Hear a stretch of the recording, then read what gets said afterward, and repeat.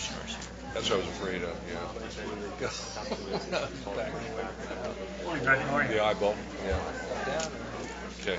and put the stuff Oh, on. Commissioner, Okay. All right, keep me up to date. Thanks. Commissioner Johnson. Yeah. I'm sorry, Johnson. I'm going to call on you to lead the Pledge of Allegiance. Thank you. It's just for information. Okay. Also on the routing. We had, they put a and No, Patty. Sorry, I mispronounced Johnson. Johnson. Yeah. You're always going to get complaints because it's a taxi. They've either got too many guys standing around waiting for a ride, or they got not enough. You know, it's not. It's hard. Good morning. If everyone could please take your seats. It's 9 o'clock. And I would like to call the June 22nd meeting of the PSTA Board to order. Commissioner Patty Johnson, would you please lead us in the Pledge of Allegiance? Everyone please stand.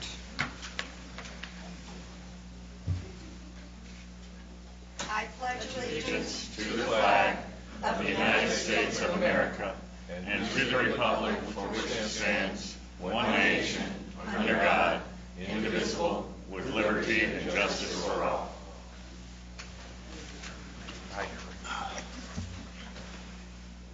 Thank you. I appreciate everyone coming to our meeting this morning, and we will have an opportunity to hear from everyone who wishes to speak in our public comment section. Now is the opportunity for public comment on the consent agenda or any other topic that is not on today's agenda. So for those of you who are here to speak about any of the action items, including the bus purchases or the October service adjustments, we will give you the opportunity to speak when that item comes up on the agenda. So please fill out a green card and get it to Rachel. Rachel, raise your hand if you wish to speak. There's one exception I've made for speaking at this time for Mr. Walter Slupecki, who let me know ahead of time that he would not be able to stay for the rest of the meeting. So, Walter, you may go first. Thank you so much, Ms. Rice, and good morning, everybody. Mr. Miller, members of the board. I appreciate the accommodation today. Today, I know is a very important day regarding two key issues, the bus fleet purchases and the October service adjustments. So let me just convey a couple things real quick.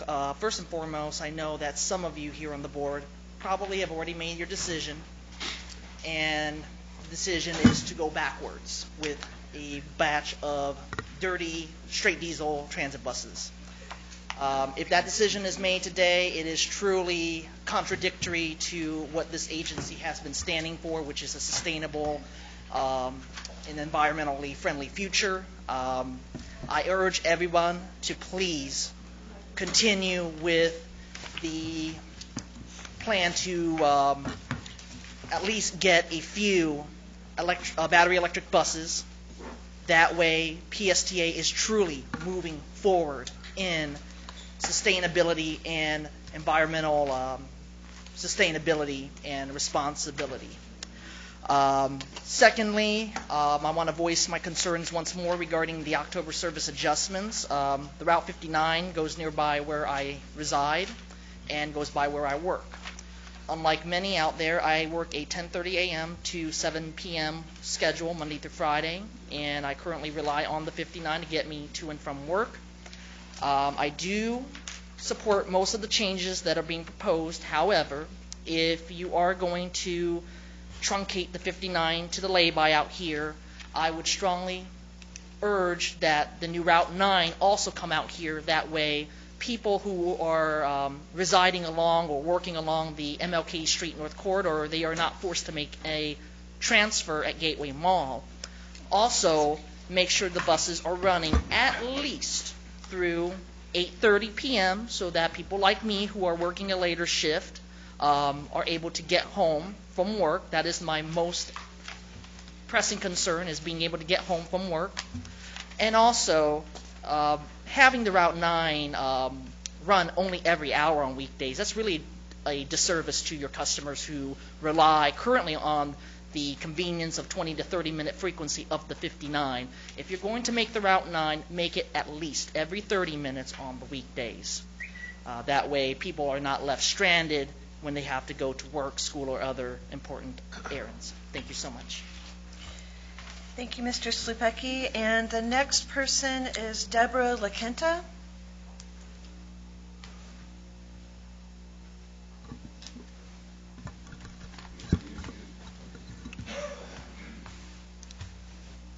Good morning. My name is Deborah LaQuinta. I'm the Director of Transportation at Neighborly Care Network, and I would like to thank the board for approving the Transportation Disadvantage Grant contract last month. I was on vacation, so I'm coming here to thank you for that. Neighborly has been serving the senior population for over 50 years this year, and we'll continue to do that with this funding that you have approved last month. So I just wanted to take this time to thank everybody for allowing us to continue to serve those that need the transportation service we provide. I'd also like to thank the board. My understanding is Route 18 is going to stay intact, which will also help those at the Heritage Presbyterian Housing to continue to get to the places that they need to get. So thank you again. Thank you, Ms. LaQuinta. The next speaker is Betty Niles. And just a reminder, because I see a few people have trailed in, this is the opportunity to speak now on items which are not action items. So if you're here to speak about the bus purchase or the lobby contract or the service changes, you'll have an opportunity to do so when it comes up on the agenda. Thank you. Ms. Niles. Yes, Hi. I'm Betty Niles. I live at 5041 82nd Avenue in Pinellas Park. I realize that all changes must be made. When the 444 dropped Crystal Lakes, they also dropped the trip to Walmart just ahead of it. That gives us, when we leave Parkside and get into Walmart, that gives us 20 minutes to get in there, get our stuff, and get back out to the bus. Or we must wait 2.5 hours to get back on the bus to come back. I was here in October when we fought to keep this bus, and if we can't put Walmart back on, then we're going to lose what few riders we do have. And for people that cannot walk 2 blocks to go to 49th Street, then we're stuck. And that's why I'm here today. Okay. Thank you. Thank you, Ms. Niles. I was not aware that we had made it that difficult. So Cassandra Porchers is our Chief Development Officer. She will. Just spoke to her, and I made 10 copies. I'm sorry, I didn't realize there was this many people. But just to show you what had happened when they dropped Crystal Lakes off. Thank you. Thank you. Thank you, Ms. Niles. So next on the agenda is recognition and awards. And this agenda item is an important one. Are you speaking on an action item on the buses? Yes, sir. Yes, sir. Everyone who's here to speak on an action item, such as the bus purchase, the lobby contract, or the service changes, you will have an opportunity to speak when it comes up on the agenda.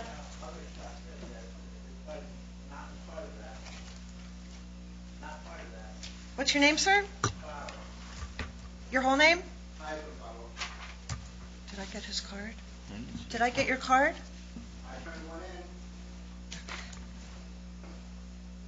Come on up, Carl. You have 3 minutes. Okay, I have a unique gift, okay? I can see or hear a number at one time. I have over 20 bus stops memorized. I call the real-time number and a bus is leaving as a bus is arriving, but yet I can't make a connection with a bus because the bus drivers aren't willing to call another bus when they're within 1 minute arrival time. I've actually missed over 30 buses in the past month by 1 minute or less. Okay? If the board would make an adjustment on the scheduling of those buses by adjusting one bus by 5 minutes, those buses would connect. I'm talking about the Clearwater Mall, the 19 and the 60, the 78 and the 19 on the Countryside Mall end. Now you're making changes to the 19 schedule that are going to be in October that are going to make the buses not connect even better, because you're going to have a transfer point at Largo, and someone's going to take a bus from St. Pete to Largo. If that 19 North is running late or behind, they're not going to connect with a 19 going north from Largo Transfer Center. You need to adjust the bus schedule so the buses connect better. Also, a 62 on Sunday would be greater, because there's all kinds of churches up and down that route on Sundays. So nobody has access to a 62 bus that can go to church. I actually go to church on Belcher Road, where I have to walk from either 19 down East Bay or Wilmington Road to get to church, or 142nd Avenue North to get to my church in the morning on Sunday. Also, I went to a town hall meeting where basically 40 minutes of my time or an hour of my time was wasted because Mr. Miller talked to some guy for over 40 minutes, so I didn't even get to speak to him. Over 40 minutes. One guy took up his time for 40 minutes, where I took a bus to go meet with Mr. Miller, and he didn't meet with me. So that's all I have to say. All right, thank you, Mr. Heisenbuttel. So we are going to, Mr. Heisenbuttel, thank you very much for being here and taking the time to speak. And thank you again for everybody who's here today. We have a lot on our agenda, so we're going to move forward. The next item on the agenda is recognition and awards. This is an important item to recognize the dedicated hard work of Miss Shelby Harris. Ms. Harris recently retired from PSTA after more than 30 years of service. So Jeff Thompson, PSTA's transportation manager, would you please introduce Shelby? I sure will. Thank you. Good morning, everyone. Where were you on March 31st, or excuse me, March 23rd, 1981? I know you can't put a place and a timestamp on that date, but Shelby Harris can. That was the day that Shelby Harris began her career working for the St. Pete Municipal Transit System, as some of you remember, which is PSTA's beginning. Shelby began her 35-year career as a bus operator.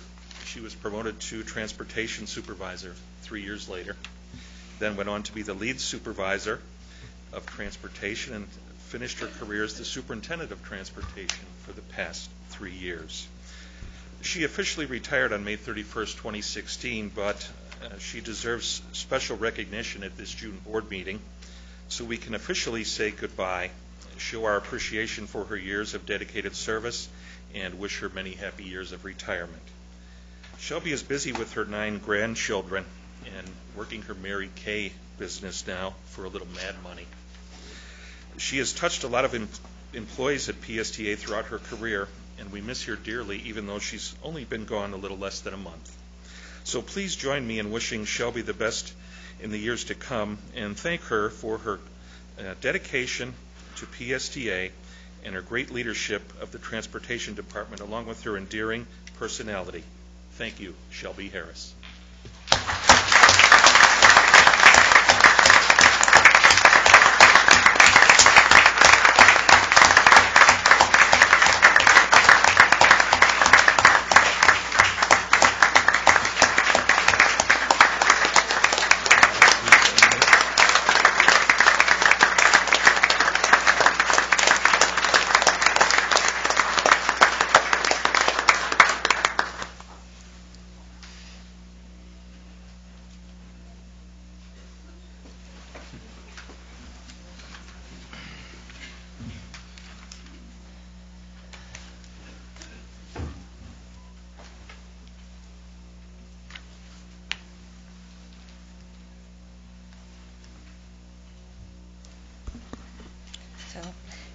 And thank you again, Ms. Harris.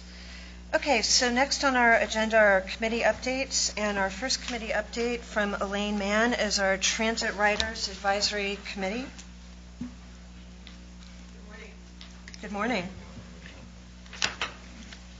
Chairman Rice, Vice Chair Pujowski, Mr. Miller, and esteemed board members, the Transit Riders Advisory Committee met on Tuesday, June 14th. We were tasked with 2 action items for review this month. Cassandra Borchers, PSTA Chief Development Officer, presented the final staff proposal for service changes to be implemented in October 2016. Considerable discussion ensued regarding service changes, primarily those in regard to Dunedin. There was strong support for diverting Route 61 to service Countryside Mall. However, concerns were expressed regarding transferring north-south services, primarily to the Jolly Trolley, not the least of which was track co-chair Gloria Lepic-Corrigan, pointing out limited wheelchair accessibility on the Jolly Trolley. A portion of the Jolly Trolleys are only wheelchair accessible from the rear of the vehicle, forcing wheelchair riders to exit into traffic lanes. And while a 7-day-a-week Jolly Trolley service is a great goal for moving tourists, the elimination of remaining routes impedes travel by Dunedin residents. Ultimately, after considerable discussion, the motion to endorse October service changes as recommended by staff passed, although not unanimously. Henry Lukasik, Director of Maintenance, then shared information on a grant recently awarded to the PSTA to update wheelchair securement devices on 2006 model transit buses, a total of 47 vehicles in all. This upgrade also allows the PSTA to insert an additional seat in the wheelchair restraint area where one has not been utilized in the past. While the track certainly endorses the update, concern was expressed by a number of track members regarding the additional seat. Because there is no overhead stowage or underseat stowage, this area near the front is often utilized by passengers for storage of strollers or grocery carts during transport. Track advised that staff might want to either reconsider replacing that additional seat or determine alternatives for accommodating storage of these devices on board. With that, endorsement of the installation of updated wheelchair securement devices on the PSTA's 2006 model transit vehicles passed unanimously. Our next meeting will be held on Tuesday, July 19th at 4 p.m. here at the PSTA, and we encourage all of you to attend or review the meeting video online at psta.net. Thank you. Great. Thank you. Thank you, Ms. Mann.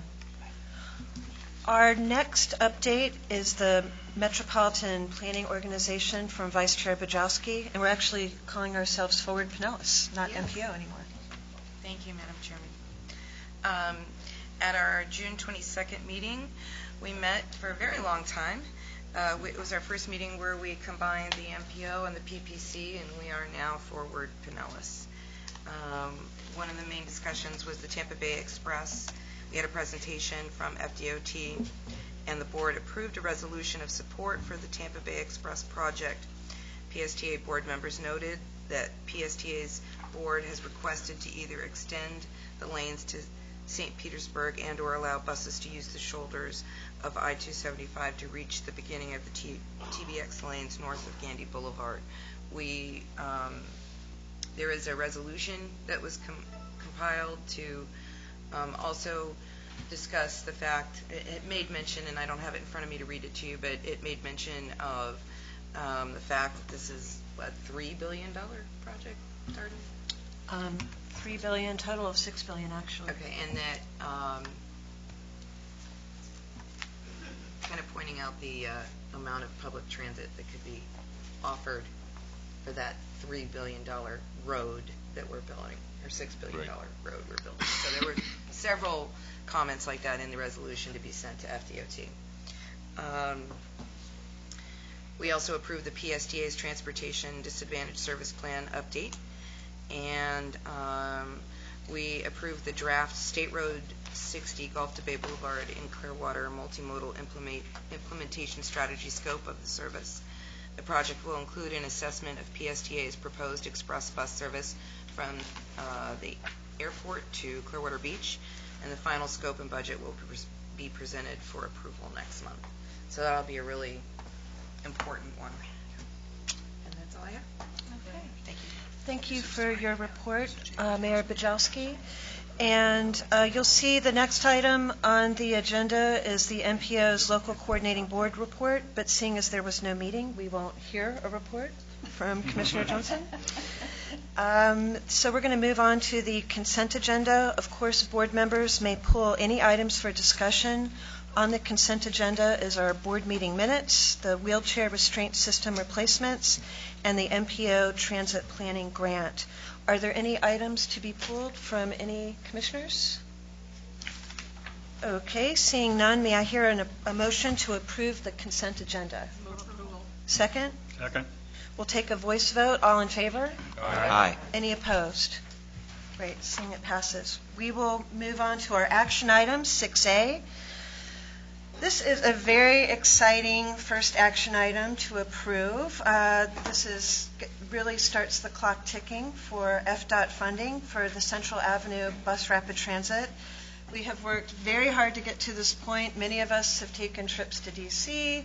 Staff has gone to FDOT offices or FTA offices in Atlanta, and this is the culmination of years of work of planning and studying, led by Ms. Cassandra Borchers as well. So, Cassandra, take it away.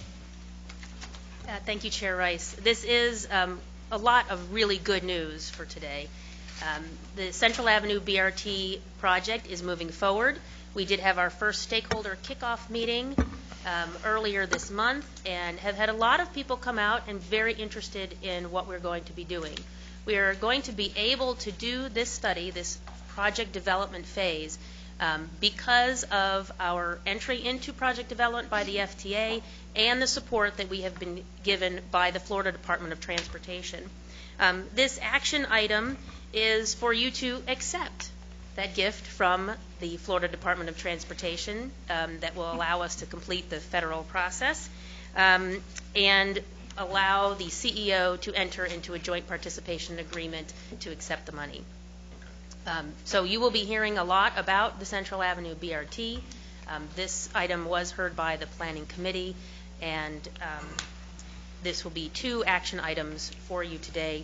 One, to approve, to authorize the joint participation agreement and adopt the resolution allowing the CEO to sign that joint participation agreement.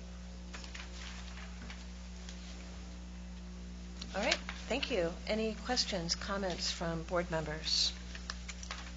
Terrific. So the action item that we're going to take is to approve the fiscal year 2017 FDOT Central Avenue BRT joint participation agreement and recommend adoption of resolution number 16-06. Before I take a motion to approve both of those items, would Mr. Zimmett please read the resolution title? Resolution 1606, a resolution of the Board of Directors of the Pinellas Suncoast Transit Authority authorizing the execution of Joint Participation Agreement FPN 437-245-12401 between the State of Florida Department of Transportation and the Pinellas Suncoast Transit Authority for FDOT 2D7 special designated funds that will be programmed under intermodal funds for premium transit feasibility study. Thank you. Do I hear a motion to approve the joint participation agreement with the Florida Department of Transportation and to approve resolution number 16-06? So moved. Second? Second. Great. We'll take a voice vote. All in favor? Aye. Any opposed? Great. Thank you. Thank you, Cassandra. We will move on to our next action item, which is our October 2016 service improvements. Cassandra? Nice to see you again. Good morning. These service improvements we've been talking about for quite some time with the community bus plan and the work that we've done so far. We've taken a long, hard look at what is happening on our system. We've done a lot of data analysis and recently had some robust public engagement to talk about our proposed changes with the public. I'd like to get quickly to what those changes are and then some of the changes that we've made because of the public comment that we've received. So the information that was presented at the public hearings and at the Planning Committee included a step-by-step approach to looking at our system, some streamlining changes, as well as understanding that we have kept the majority of the coverage or improved the coverage where we could. This does not mean that we serve everything the same way, but it means that we still serve the places that we currently serve. That is true up in North County, including the changes that we propose for a 7-day-a-week service on the Jolly Trolley by combining it with the 66, as well as Mid-County, where we've kept the coverage but changed some things. We did propose on Almerton Road, which is the Route 59, improving the frequency so that it would meet up with the 4. This is one of our most heavily used routes and one that gets frequently overcrowded. We've discussed this before in the context of the community bus plan, that improving the frequency on routes is the number one thing that we can do in addition to providing better evening and weekend service. So we did have a robust discussion with the Planning Committee as well as the public about these proposed changes. And because of the public comment, we've made some additional changes. During these 7 meetings and all of the comments that we've received, we have 3 major areas of concern from the public. One is the service in Dunedin, ensuring that downtown Dunedin is properly served. We have discussed multiple options to serve downtown Dunedin, and we believe that we can continue this conversation even with the approval of this route change with the Jolly Trolley and the downtown Dunedin merchants as well as the residents of Dunedin. So we believe that that can continue over the next month or so as we finalize some of the scheduling that will need to take place for these changes. The second area of concern was in Largo. For the Heritage Village Apartments, we had recommended initially to streamline the Route 18 in that area. We will now keep that deviation based on the public comment that we've received, as well as in Largo Mall. So currently the Route 59 and the Route, the Route 59 and the Route 18 go into Largo Mall. We had originally recommended that they stay on the street in order to save about 10 to 15 minutes in the service time. But again, because of the public comment that we received, we are going to keep those into the mall. The third area of concern was in St. Petersburg, in the Martin Luther King and 16th Street areas. Again, the Route 59 and the Route 9, splitting the Route 59 into those 2 routes, we are able to decrease the frequency on lesser used routes in order to increase the frequency on heavily used routes. So there was some concern about that, and you heard a little bit of that this morning. You may hear more. We have looked at this option and have adjusted our final recommendation to the board to have 30-minute service on the new Route 9 and have that serve the Goodwill property as well as 116th Street, and on 16th Street reduce that to a 60-minute service. We still believe that this is the most efficient way to serve the area by having the Route 59 increase frequency and meet it up with the Route 4. So the revised changes that you have just heard about, we would like to keep all of the other recommendations the same. You have in front of you a list of the changes that we have proposed, and that is the most up-to-date list based on the comments that we have received. Understanding that the Planning Committee did see this, they met on Wednesday, and we had our final public hearing on Saturday. Again, that Saturday public hearing was a request by the public, and so we made sure that that happened. After the changes are approved, we will continue our public information portion of any service change, making sure that we are developing materials so people understand the changes and that they continue to make their trip. As part of the path forward, you asked us to make sure that everyone has alternatives, and we make sure that when we make a change that's good for most, we make sure that everyone has an opportunity to still make their ride. And so we will be out in force talking to people where they are riding. Our Yellow Vest Brigade, we welcome you to come with us, just as we did in Williams Park. And we will have onboard ambassadors as needed. As you can see from the final recommendation map, when you look at the coverage areas, they are vastly the same. We are just serving the people of Pinellas County in a more efficient way. And so with that, I will turn it over to the Planning Committee Chair for any comments from the committee. Thank you, Cassandra. The Planning Committee unanimously recommends approval with the adjustments as noted by staff. Madam Chair. Thank you, Commissioner Welch. We will now take public comment, and I received 3 cards on this item. Elaine Mann.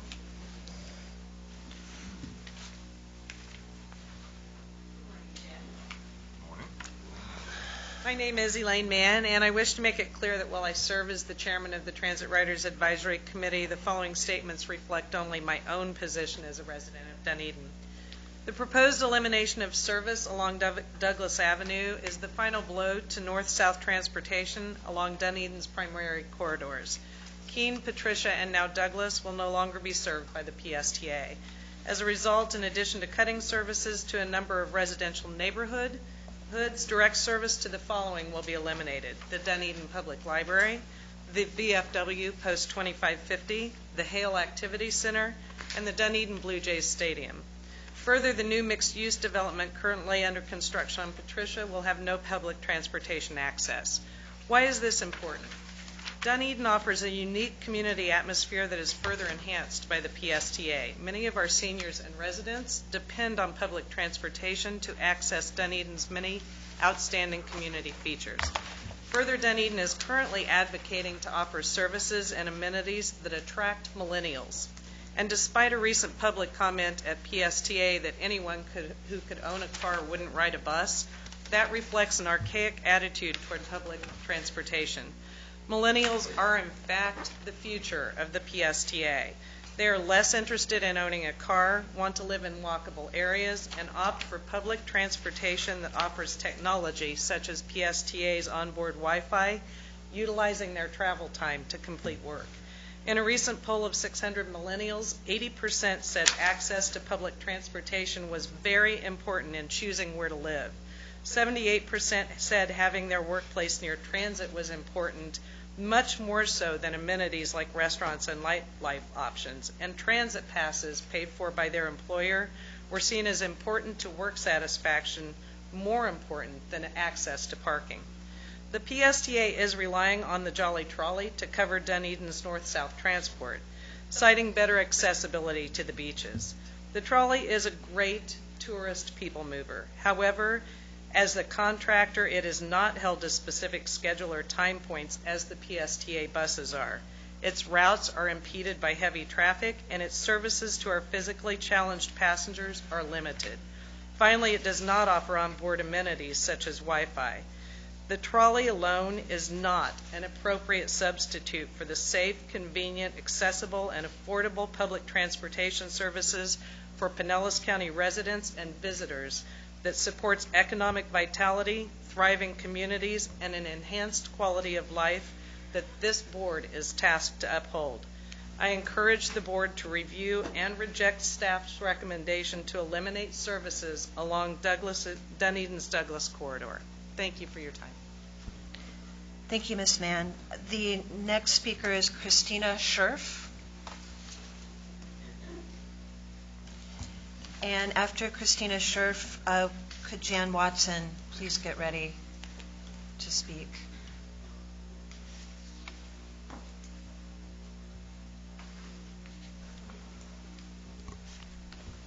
Good morning, board members. My name is Christina Scherf. I'm here representing residents of Heritage Presbyterian Apartments. I was informed this morning at 8 a.m. by Mr. Bob Lasher that the bus 18 route, which goes directly into our apartment complex, would be retained. Service would be retained, but we're here anyway just to thank you, board members, and also Mr. Bob Lasher, and for the information, and Ms. Deborah LaCanta from Neighborly Senior Services. And we would like you board members to know that it's very imperative that the service be retained. We're a senior community, and we have many health and physical barriers, and we do rely on this bus for means of transportation, whether it be to doctor's appointments, work, school, and also there are many veterans that rely on this to travel to the Bay Pines administration. And also, I think it needs to be, another reason is because of the oppressive heat and weather and the time change when this is proposed elimination of a bus service. But anyway, since they're going to retain bus service, we're just here. I'm speaking on behalf of all Heritage Presbyterian residents, we want to thank you for retaining our bus service. Thank you. Thank you. Jan Watson.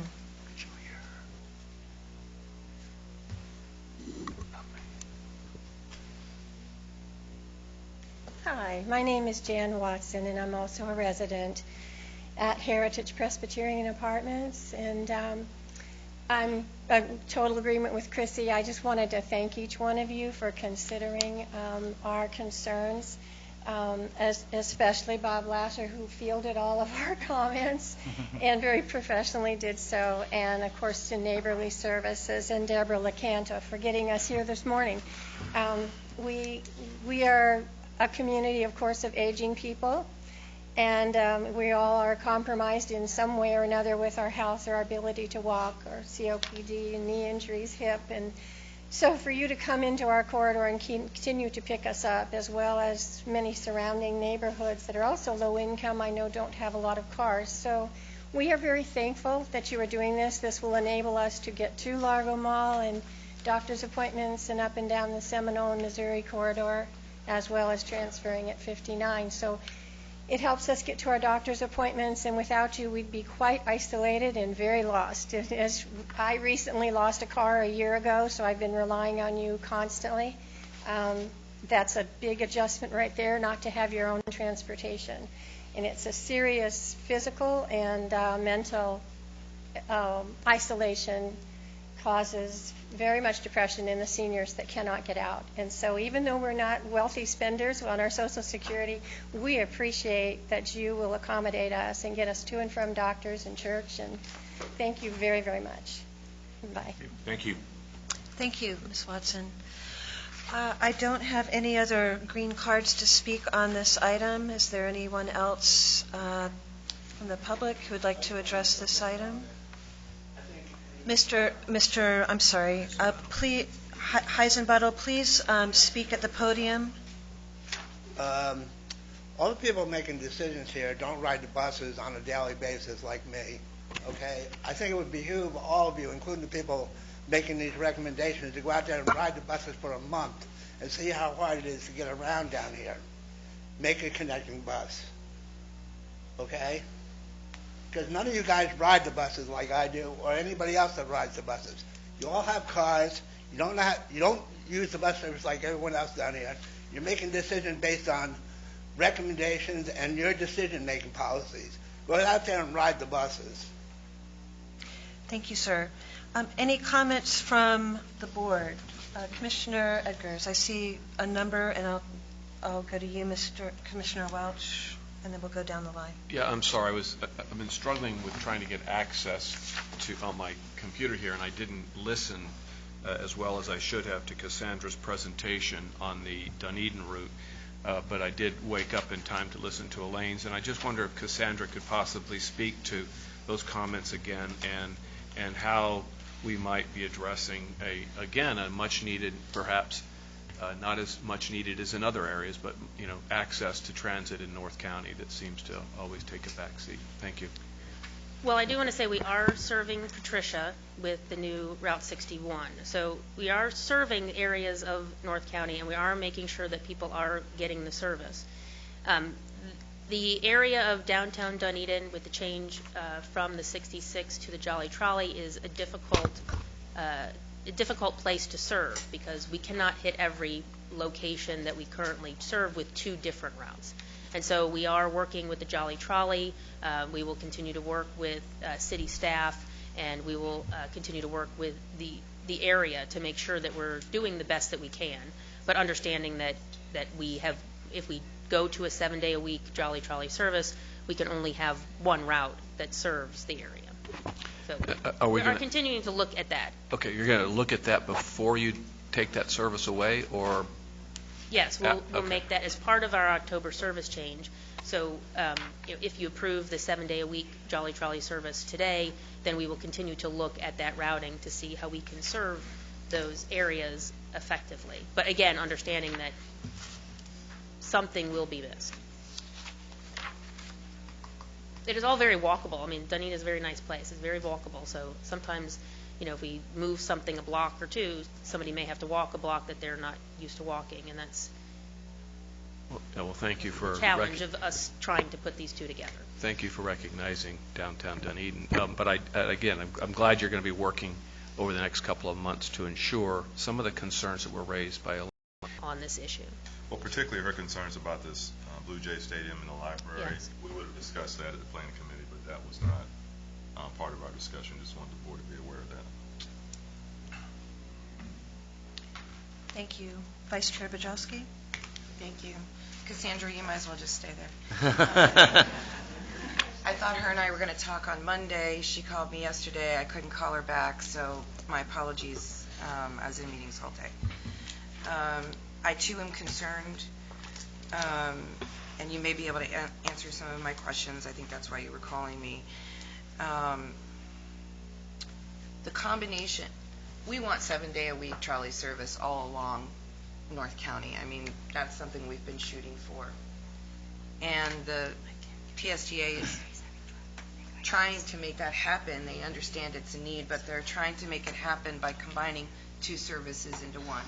And in the very beginning, when PSTA staff came and met with each funding partner, Dunedin being one of them, I expressed my concern then that what we're trying to do is combine two different types of service into one, and that could end up hurting the two different types of transit users. The reason to combine is efficiency and cost savings, and so I get it. But I expressed my concerns a long time ago about, you've got a different kind of user of the trolley as you do of a regular bus service. And so now what I'm seeing is that's kind of what's happening, is someone's getting slighted. So in the original discussion about the trolley and Douglas Avenue, and I'm just going to take this in chunks, we absolutely wanted that trolley service to go by the library and the Blue Jays Stadium and the Hale Center and the VFW. We thought that could be done very simply by doing a loop and coming back to Alt 19. Well, it's been shown, I guess, that the road that we thought it could go down is too narrow. So the choice we've been given is either the trolley stays on Alt 19 or goes down Douglas. It's either or. And in either case, you're not serving some major destinations. The trolley would be serving some major destinations on Alt 19 and some businesses. The regular bus service would be serving some of those more municipal things like the library and the Hale Center, and of course the stadium. So I'm very concerned that it's an either or. So that goes to some of Elaine's comments. Additionally, and what hasn't been mentioned and Elaine didn't mention is Pinehurst Road. Pinehurst Road in Dunedin is where our local high school sits. And Pinehurst Road has had a, albeit inefficient, bus loop that goes down that road. It serves our high school, which has a fundamental program in it. So you've got kids coming there from outside of Dunedin. And it also has our community center. And that regular bus service, while, again, it has not been used a lot, is being taken away and is being served by a connector service. I'm not as worried about the community center for connector service as I am the high school. Kids are not going to know that connector service does not go down Pinehurst, so they would have to make a phone call to get that deviated, and putting children in that position concerns me. They might know, and our school gives passes for homework club after school and everything else to get on a bus. So I'm very concerned about some of these service changes. I did not know about the Pinehurst Road change until Friday. That really wasn't discussed when we met with the staff. when we met with the staff, it was about the 7-day-a-week trolley service. So I'm all excited about the 7-day-a-week trolley service. I want to see that work. I think it is an economic driver for all of North County's coastal communities. But I am equally concerned about, I don't think it should be an either or. I don't think it should be either Alt 19 service or Douglas service, because I think they're two different users. And I'm very concerned about loss of service to our high school. Thank you. Commissioner Barkley, then Commissioner Long. I just would like to ask Cassandra for some clarification on an issue that was raised by Ms. Mann, specifically with regard to two things. One is the issue of access for handicapped riders on the trolley system. The second is the non-availability of Wi-Fi on the system. As Mayor Bajowski correctly stated,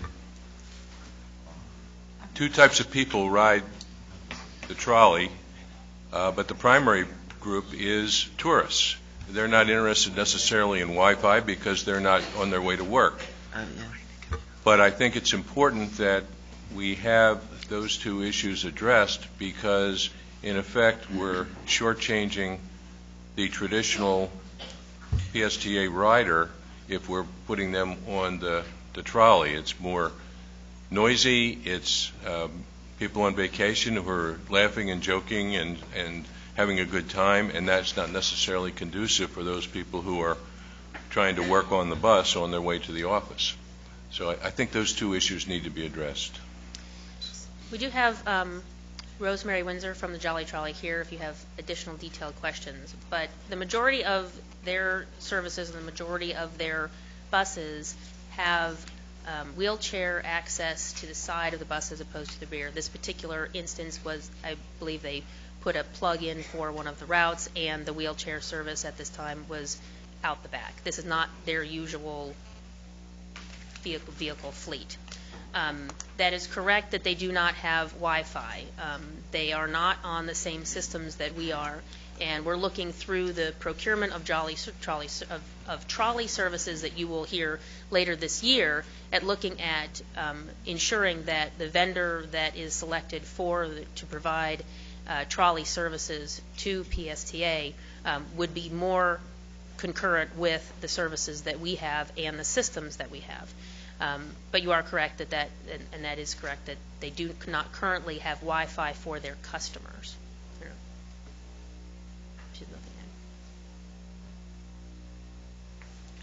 Commissioner Long. Yes, thank you, Cassandra. I'm glad you're still standing there. First of all, I have several things, Madam Chair. I agree totally with Madam Bujowski, and I am very worried about the students, especially now because summer school is going on, for one thing. And number two, I'd like to ask if this is an opportunity to further enhance our Uber service in North County, and perhaps have that be a replacement for the routes that are changing that affect so many of the folks there going into downtown Dunedin, perhaps. And I do have a question, especially about the length of time the buses operate at night and on the weekends. As some of you know, I spent an entire Friday afternoon, it was hot, at the bus stop at Countryside Mall, meeting drivers and passengers getting on the bus, getting off the bus. The primary issue for all those folks was the fact that that is such an employment center for North County folks, and though they didn't seem to be having a problem getting there in the morning, they couldn't get home at night, and that was presenting a real problem, especially for those folks who that's their full-time job for their family. So I didn't hear anything, or maybe I missed it in your presentation, that spoke to the issue about running those buses later at night so those folks could get home. that has been one of our primary places to put additional service when we found an efficiency. The Route 78 goes from downtown Clearwater into Countryside Mall and is one of our most popular routes. We would like to put extra trips on the evening hours of that route, and that is on the list that you have in front of you, to put at least one extra trip into the mall, because we know that we need to meet mall hours. The proposal that we're talking about with all of the other comments pertain to the Jolly Trolley Coastal, the Route 66, and the Route 61. The Route 61 currently goes to the high school and to the community center and does the loop that Mayor Bujowski had mentioned. Our proposal is to take it into the mall because of just what you said, is people want to go to the mall. So it currently does not go to the mall. So that would be an extra service to the mall. So again, it's doing one or the other, and that based on the data that we have and the ridership there, and that's the decision that we made as far as moving forward with recommendations.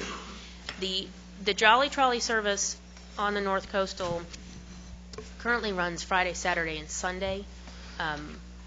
For this Route 66, we're also running a 7-day-a-week service, but very limited service on Saturdays and Sundays, and we stop at 8 o'clock.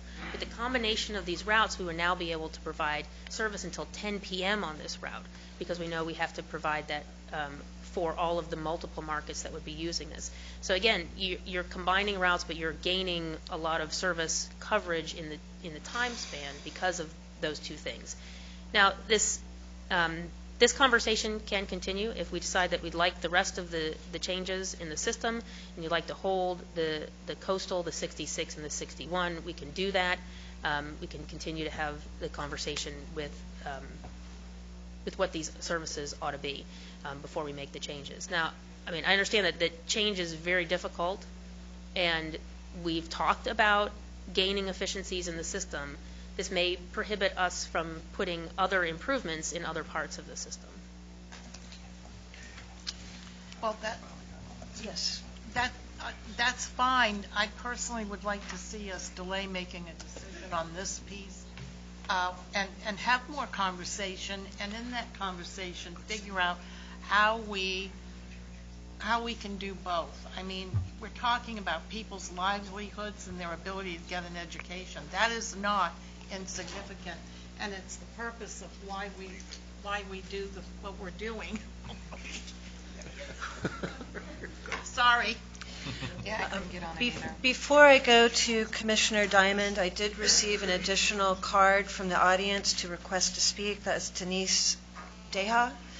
Please come forward, Denise. And also just an acknowledgement to my board members. We're dealing with some technical difficulties getting online, so just please bear with us as we're working this out. Hello. Hello, good morning, everyone. Thank you for taking me kind of in the last minute. I want to just speak real quickly about the routing, and as I'm sitting here listening to all of this about Dunedin, I live in downtown St. Pete, and I do go to Dunedin periodically through the year for meetups, the art festival, and other things. And I will have to say that somebody that goes there occasionally from the outside, they have a lot of things going on in Dunedin, a lot of entertainment things going on. And if you are eliminating pretty much all of the bus service that goes into Dunedin, that really cuts out an entire segment of people that are going to be going into Dunedin.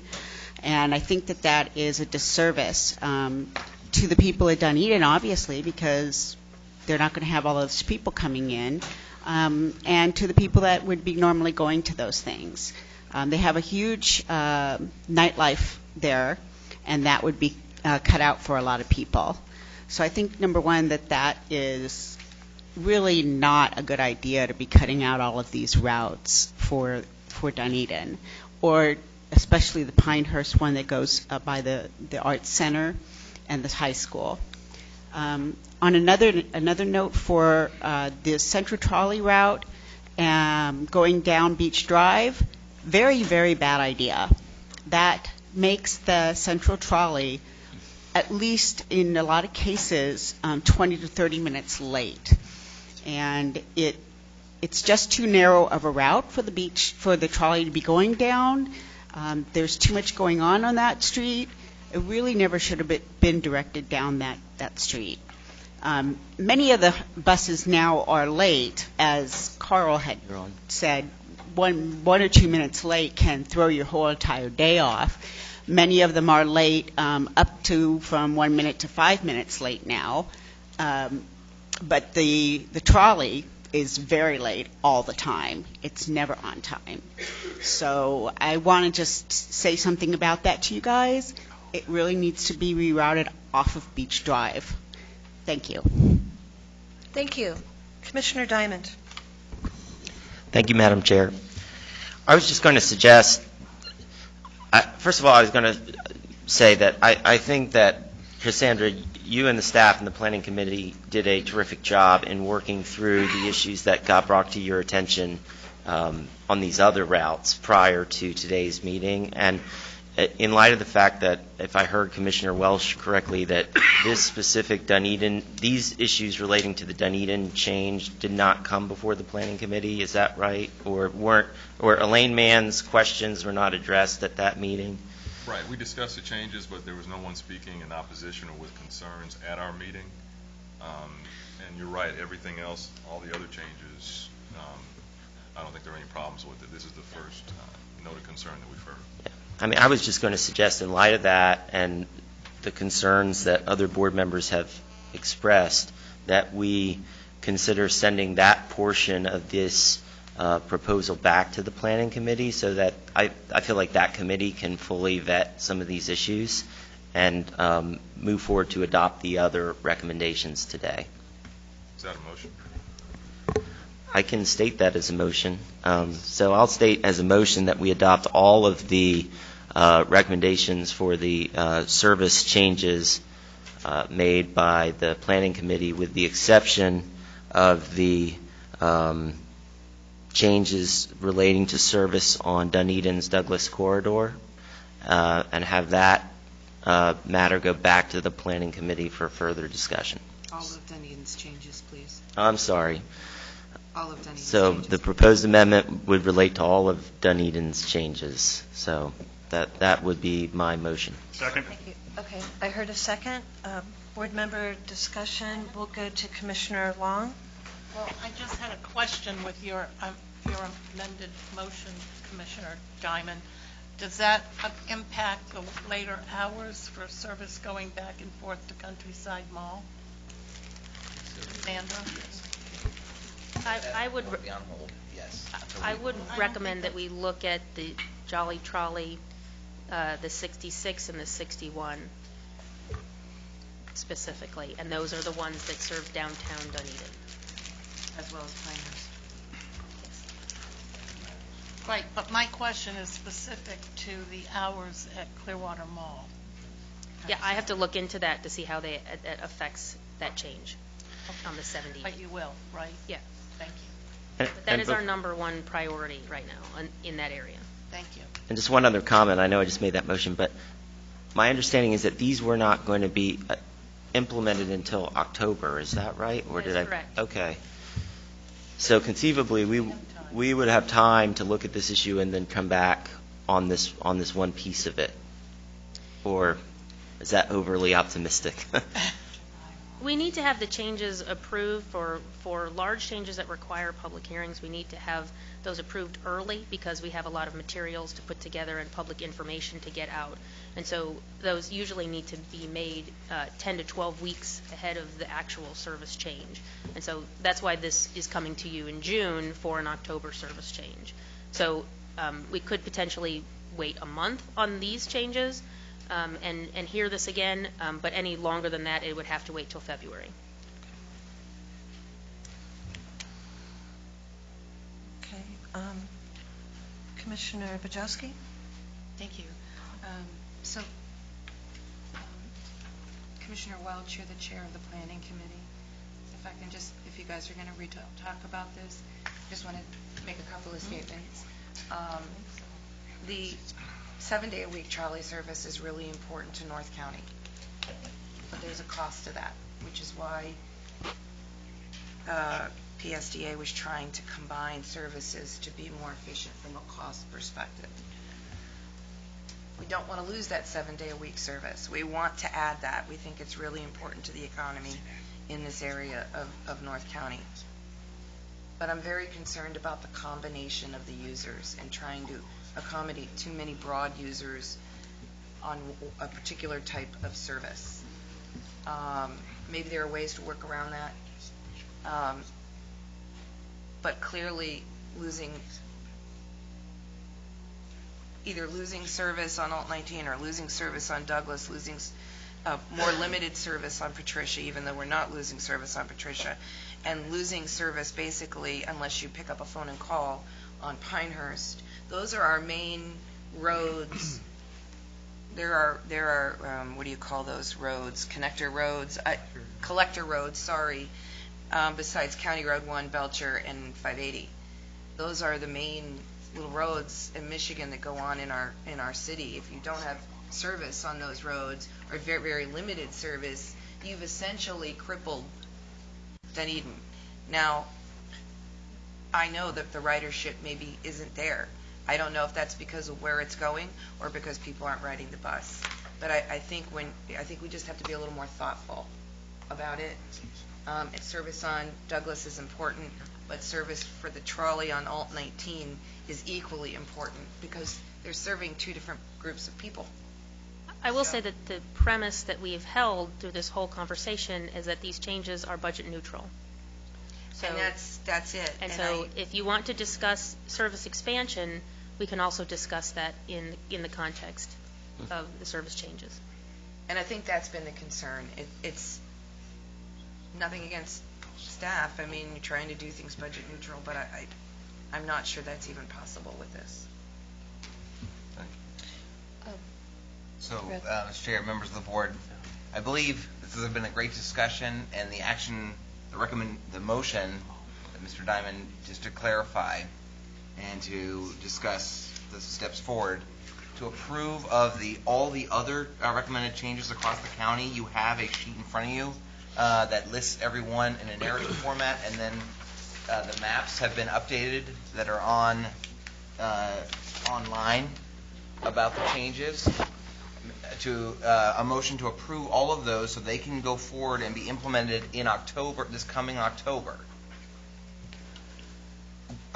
Pulling out all service recommendations that affect services within the city limits of Dunedin. Those services we will attempt to schedule and meet with the mayor and with the city staff before July 20th of 2016. That's in the next 30 days, and see if we can come to a resolution on those changes. And because July 20th is the planning committee date. If we can reach a conclusion on what's best for the city of Dunedin within the next 30 days, then we'll come to recommendations. We'll state those recommendations to the planning committee on July 20th. With approval, come to the board meeting a week later, and then put those into the hopper for October service change. If we do not have a resolution in Dunedin and can't figure it out, then nothing. It'll all be on hold until February of 2017, and we'll look at it again. Thank you very much for being so accommodating. I appreciate that from the board and the staff. Sure. And just to clarify, Brad, your statement is consistent with the motion made by Commissioner Diamond. I hope so. Yes. That's what I heard, but I just want to clarify. Commissioner Welch, did I see you raise your hand? No, I think it's been covered. Commissioner Johnson? Just Route 78 goes through Dunedin. Is that on hold? Any change there? It's on hold. Hopefully it'll be approved. It's on hold. We had recommended no changes to the Route 78 other than the extension of hours. So, again, I would be specific to the routes, the Jolly Trolley Coastal 66 and 61. So, are we still going to add that one route? I think we should. Service I think we should on the ratify that back in July. The other question I had, Madam Chairman, if I may, there was a comment about a change to the trolley in downtown St. Pete. Is there a change as part of this to that route? No, there's not. Okay. Okay, so we have a motion and a second on the floor. Any more comments or questions? I think it's pretty clear what we're voting on. Yes? So all in favor? Aye. Any opposed? Great. Thank you for this very thorough discussion. Thank you for your great work, Cassandra. We're going to move on to our next action item, and I think this is the big item of the day. This is to approve PSTA's capital improvement program, including the replacement bus purchase. I see that we have our CFO, Debbie Leas, who will give us a summary presentation and a PowerPoint. Board members, you also have paper copies of this presentation in front of you. It's also available on our website. We'll also hear from the Finance and Planning Committee chairman, who have recommendations on this item. And I have a little over 20 cards from the public to speak on this item, including one speaker who has put together 3 cards to speak for 10 minutes. So we're going to be here a little while discussing this item, and thank you for your patience, and I'm looking forward to hearing the presentation, to hearing from the public. Well, good morning. Good morning. My presentation this morning is going to be brief on our 5-year capital improvement program, as well as the fiscal 17 bus purchase. So we do have enough time to hear everyone's comments from the board and from the public. There's additional information in your packet from last week's Finance and Planning Committee meetings.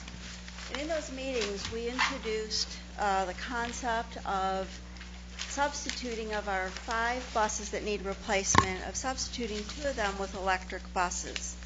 In addition, we provided information on smaller buses, 35-foot buses.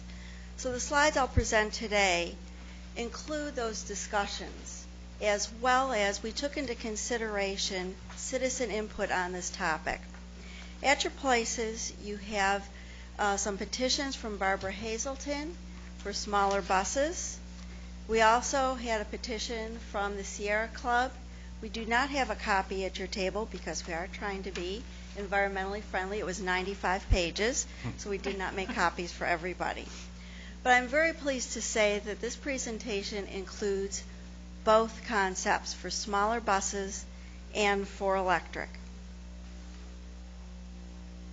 What we are looking to do is to consolidate and coordinate the discussion today.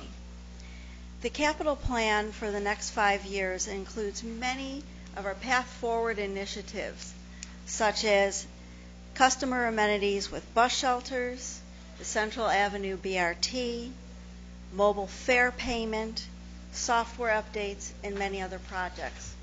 But the key discussion item is our buses. And we are looking in fiscal 17 to replace 5 of our buses based on our sustainable bus plan. We are also looking, as we've discussed over the last year, to increase our fuel economy. Very important. And we want to be able to bring it up from the 4.6 miles per gallon that we're at today. We also want to... 4.6. 4.6. And we also want to use existing contracts to move the bus purchase forward. The impacts of, and staff has been very busy, as you know, with I think just about every meeting providing more information on buses. And this slide talks about the impacts of that information. At the Finance Committee meeting, the Finance Group, Finance meeting voted 3-1 on all of the recommendations I just talked about for diesel buses with the substitution of 2 electric based on receipt of grant funding or BP oil funding. So if we take a look at that, you can see the costs. We've included the total operating costs over a 15-year period. If you take a look down the line for both diesels and hybrids, the cost difference is negligible. The Planning Committee had voted 5-0, so unanimously, on hybrid buses, again with substituting 2 of the hybrid buses with electric if successful in getting grant funds. The decisions that we're making on the buses for fiscal 17 don't have as great an impact as it does when we look forward over the 5 years. This chart shows us what the impact is on our fiscal side of it. If we buy diesels, we have a very small deficit out in 2021, even with substituting for 2 electrics in fiscal 17. We have a very manageable deficit in 2021. When we get down to the decisions on hybrids, as we can see, if we go with hybrids across the board for the next 5 years, we start having deficits in 2020 with significant deficits of $17 or more million out in 2021. The Planning Committee had recommended for hybrid buses, again with 2 electric if the funding is available. Again, we are looking to the board today for 1 vote for on the CIP for the next 5 years and a decision on the 5 bus replacements for fiscal 17 with an endorsement to improve our fuel economy as we go forward and to use existing bus contracts to get this accomplished. And with that, I'll turn it back to the chair. Thank you, Debbie. And what we'll do next here is we'll hear a report from Commissioner Barkley on the Finance Committee recommendation, and then we'll go to Commissioner Welch with the Planning Committee recommendation. We'll go to public comment and then board member comments and questions. Thank you, Madam Chair. The Finance Committee did vote 3-1. That one dissenting vote was me regarding the recommendation for 5 diesel buses. And we all know why I did that vote against that particular component. I recommended hybrid diesels. We did recommend approval of PSTA's 2017 Capital Improvement Program, including the purchase of 5 replacement buses. We did recommend Action B, which is the improvement of PSTA's estimated fuel economy to be in excess of 4.6 miles per gallon. And we did vote for Action C, which is to authorize PSTA CEO Brad Miller to execute all necessary documents using existing contracts along with this action. Thank you, Madam Chair. Thank you, Commissioner. Commissioner Welch? Madam Chair, may I ask 2 clarifying questions for the Planning Committee report? Debbie, I have a question on 2 of your slides. On slide 2, it shows the 2017 impacts. I don't know if we can get it on the screen or not. Will we pass that? Okay, that's the man behind the closed door. Yeah, the wizard. You've got a Look at there. great. There. So that the last column, MPG, is that the fleet MPG, or is it the MPG from the 5 vehicles that were purchased? It's for the total fleet. Total fleet, okay.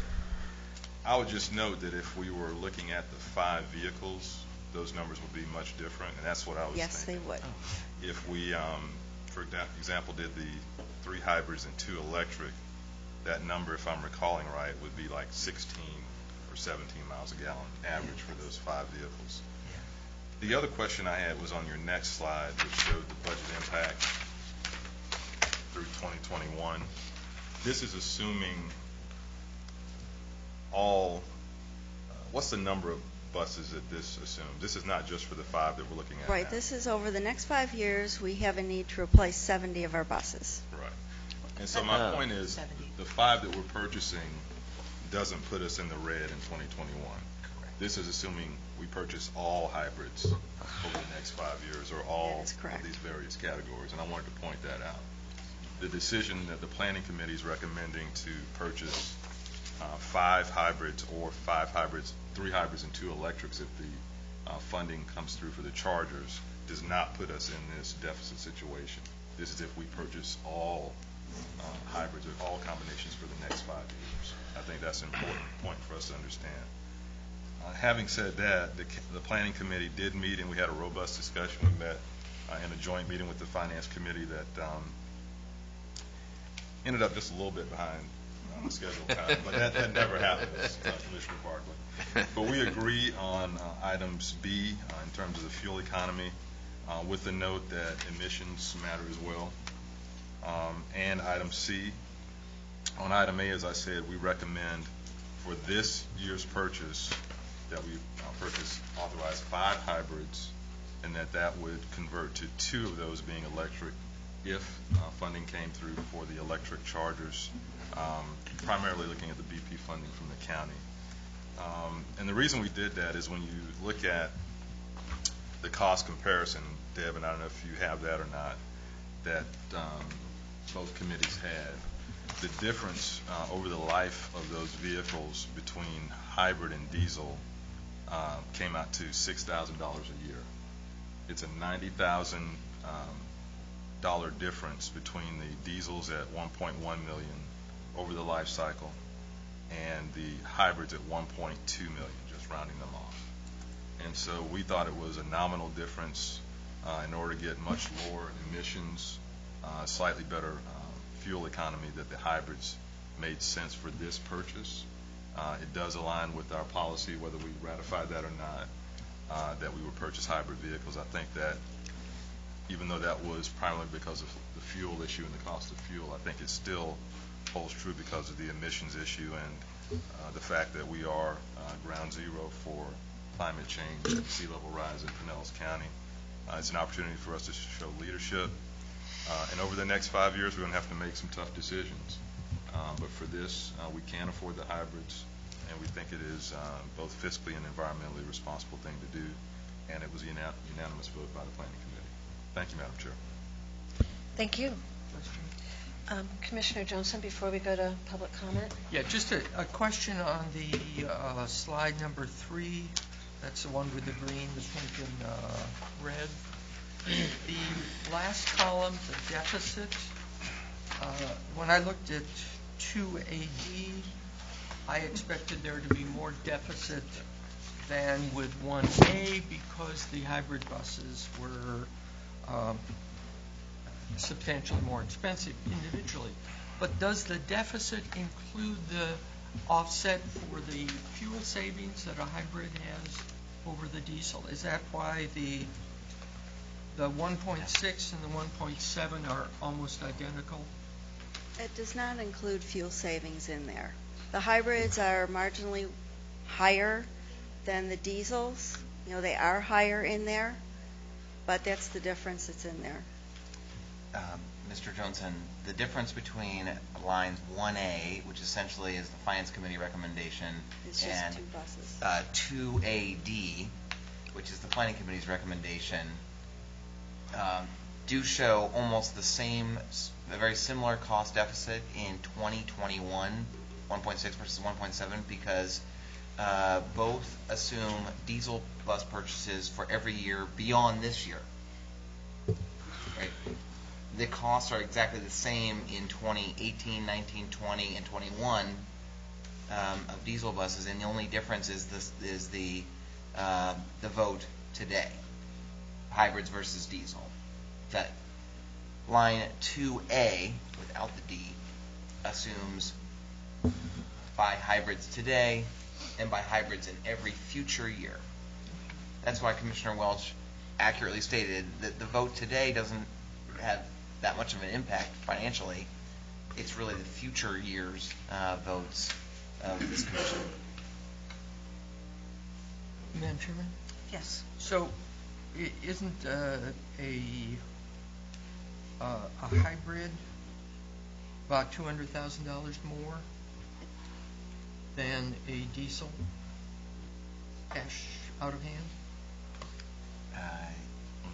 Yes. So the 16 to the 17, wouldn't that, and for 3 buses, wouldn't that be $600,000 more if you're not including the fuel? We can look at it. We can take a look at that. But it's still, you're still looking out in the future at a not significant deficit in either case. And there would be some fuel savings with the hybrid if Yes. you did include those in there. Commissioner Scott and then Commissioner Long. Thank you, Madam Chair. Hey, Brad or Debbie, did these life cycle costs or future deficit figures factor in replacement on the hybrids of either the battery, the DPIM, or the transmission? They did not. So it could be potentially far worse than the 17 minutes. It could be. Thank you. Commissioner Long? Yes, and I wrote a note, now I can't find it, I think it's right here, hold on just a second. Debbie, on page 2, this is a clarification issue because I'm not sure I heard or understood correctly. On this page, on the right-hand side where it says miles per gallon, where did, or maybe this is for Commissioner Welch, where did you get that the 3 hybrids and 2 electrics, that it would be 16 or 17 miles per gallon? Where did that come from? Okay, now you're taking me back to FCAT territory with my kid. Sorry, but there's no difference in these numbers on her chart. For fleet. I'm saying that's for fleet. I'm saying for the 5 vehicles themselves. If you had 3 vehicles at 5 miles a gallon, and then 2 vehicles at 20 miles a gallon, take that number and divide it by 5, and your weighted average will be something like 16. I don't know what the number was. Because 2 of your vehicles are about 20 miles a gallon. 2 out of 5. Versus 4. Could you explain it in Common Core, please? Versus the 4 points. Commissioner Long, this column on page 2 that's listed MPG is the fleet-wide average of all 200 buses in our fleet. And the relatively small impact that the purchase that we're voting on today of 5 buses has on the remaining, with the remaining 195 buses in our fleet still operating as they do today with diesel and hybrid technology. That's what that column shows. And a different analysis that Commissioner Welch just did would just be identifying the fuel, the MPG of the 5 buses that are on the up for vote today. And that's where That's the problem. That's the problem. That's the problem. This information does not give you the question that I just tried to clarify.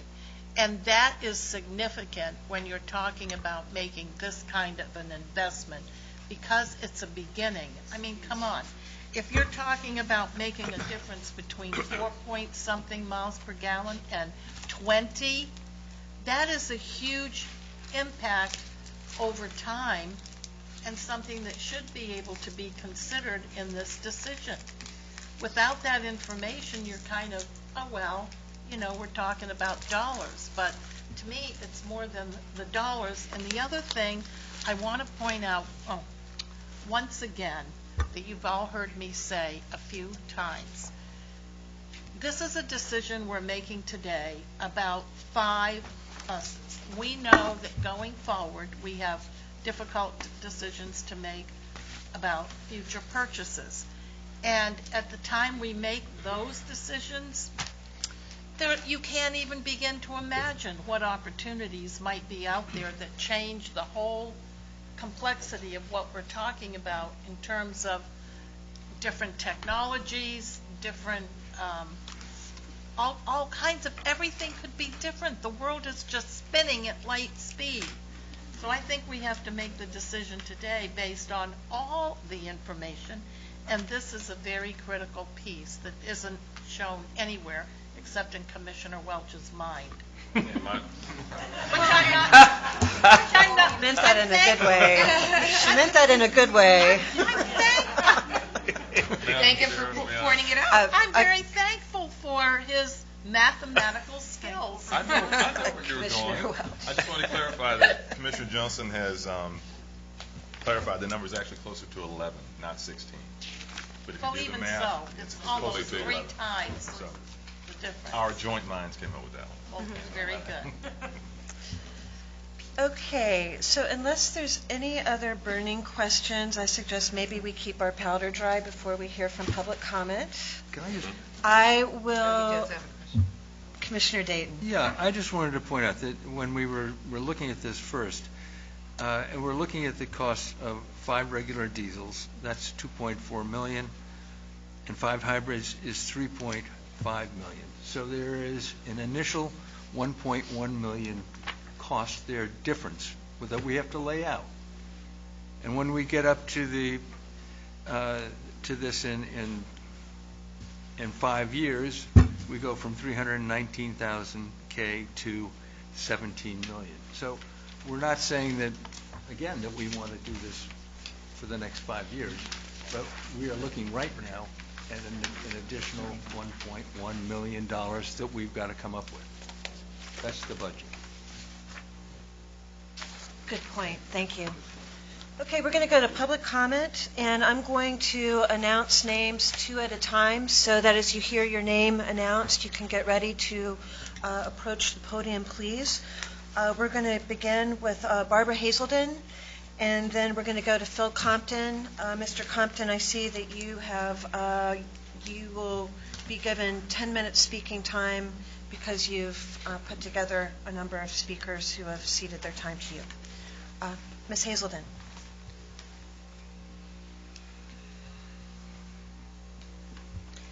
Good morning. Good morning. Well, I've been in insurance a long time, and the numbers are all over the map. I think one of the most difficult things is to have, when you have a numbers-intensive type of a comparison, to really have apples to apples, because there's so many variables. But I thank you for starting to do some crunching on the smaller buses. I did present another 206 signatures this morning to go with the 150 signatures that have already been submitted of Pinellas residents.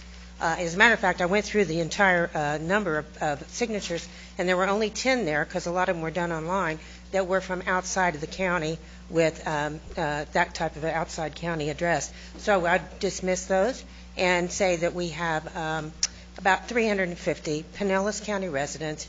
Also, I think you all got a copy, or maybe you're getting it right now, of the comments, because I used a website called change.org, and I didn't even know that people, when they voted, that they could make comments.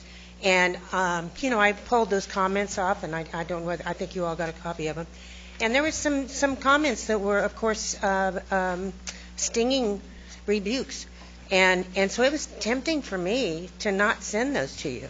It was tempting for me to think, that's not nice. I don't want to make anybody uncomfortable. Here, I just want to send in the poll or the petition.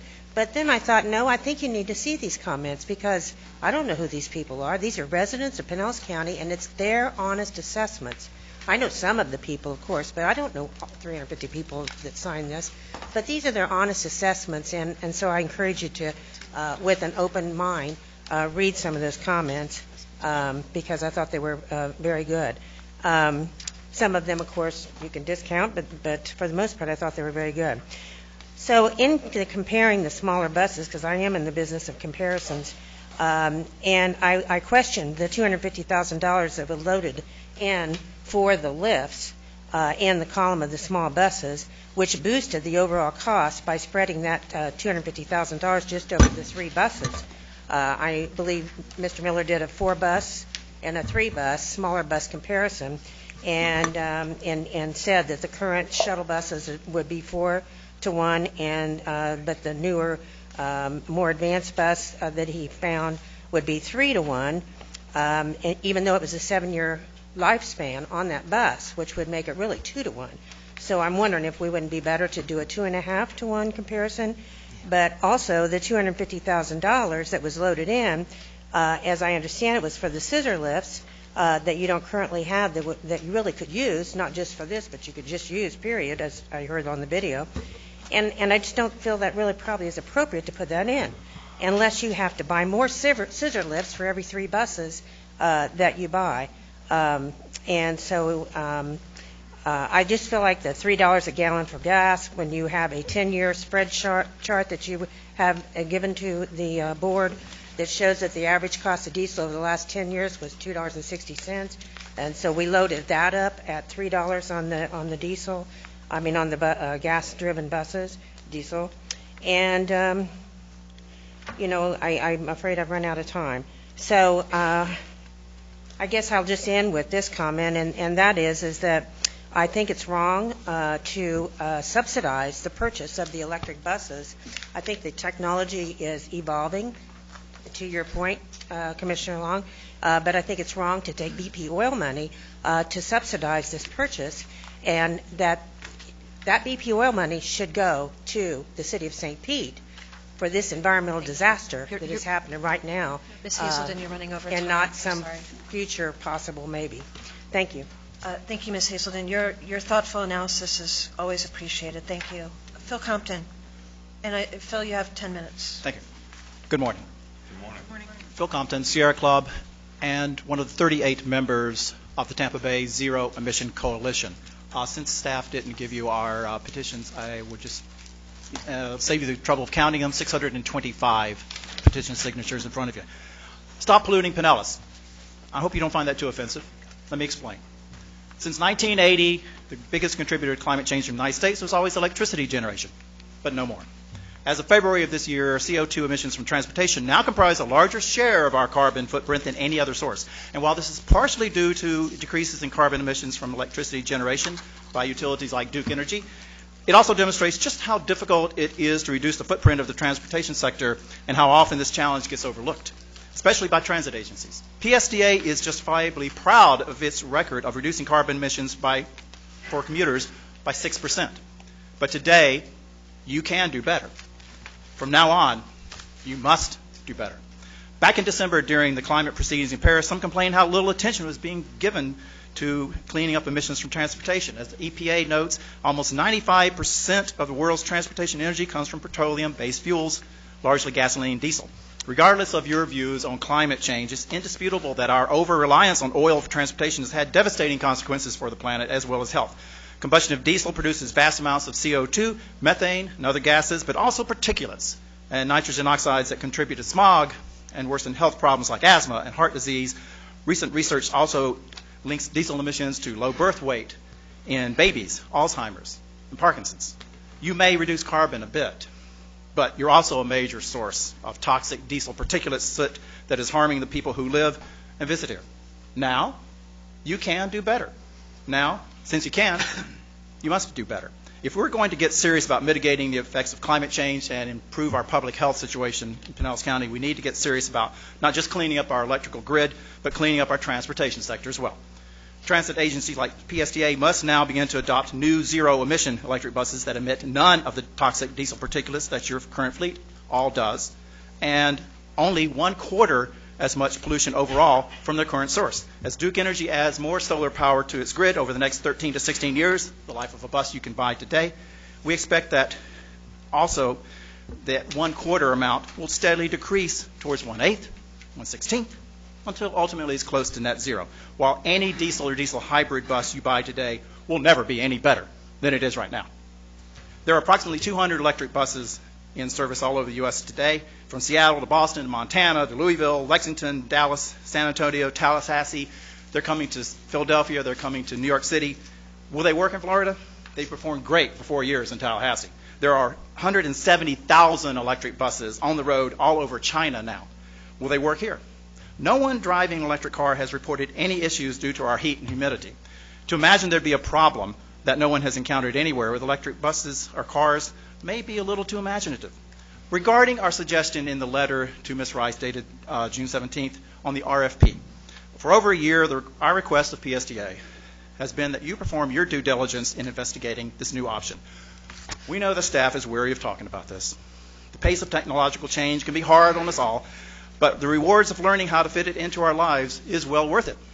If you are going to seriously consider buying a new type of bus that you've never had before, doesn't it make sense to look at all your options in the same way you'd go about acquiring any new product? Shouldn't you issue a request for proposal to all the manufacturers of electric buses? The Tampa Bay Zero Emission Coalition recommends that the board direct staff to issue an RFP for 2 to 5 electric buses and include in these requests that applicants include an option for the potential lease of the battery. I understand that staff objects to this, saying that no one else has actually taken out a lease before. Well, no one had ever created a last-mile arrangement with Uber and Lyft before PSTA did it a few months ago, something I thought was quite bold considering that those services are illegal on the other side of the bay. This is not an agency known for being reluctant to innovate.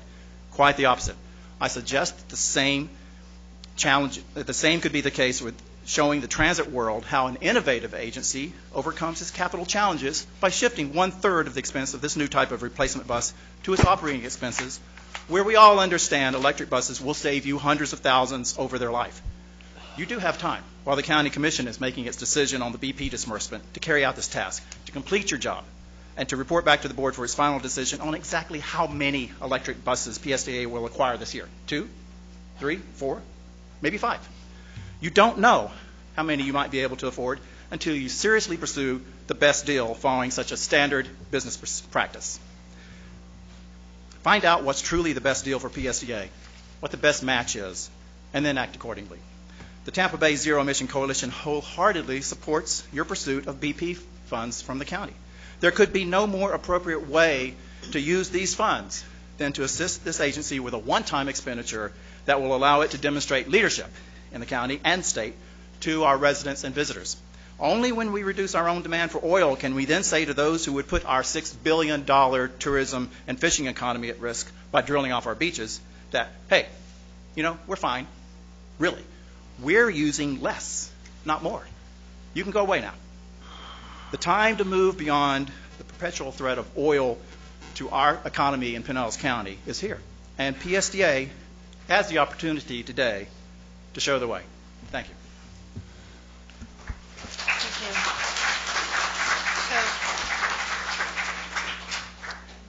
And just a quick reminder, if we could refrain from applause after every speaker, this will go by much quicker. I do have 18 cards, and if each speaker were to take 3 minutes, you can do the math. So our next speakers are Ramona May Clark, Craig McCorkle, Lawrence Potter.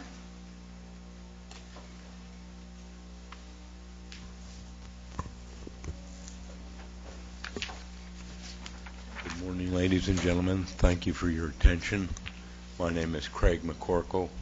I also am a volunteer for the Sierra Club.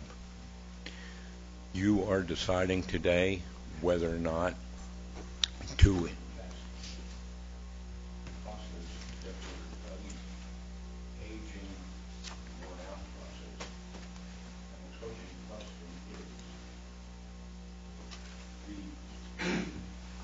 the buses that you're replacing, you want to replace them with antiquated diesel or diesel hybrids.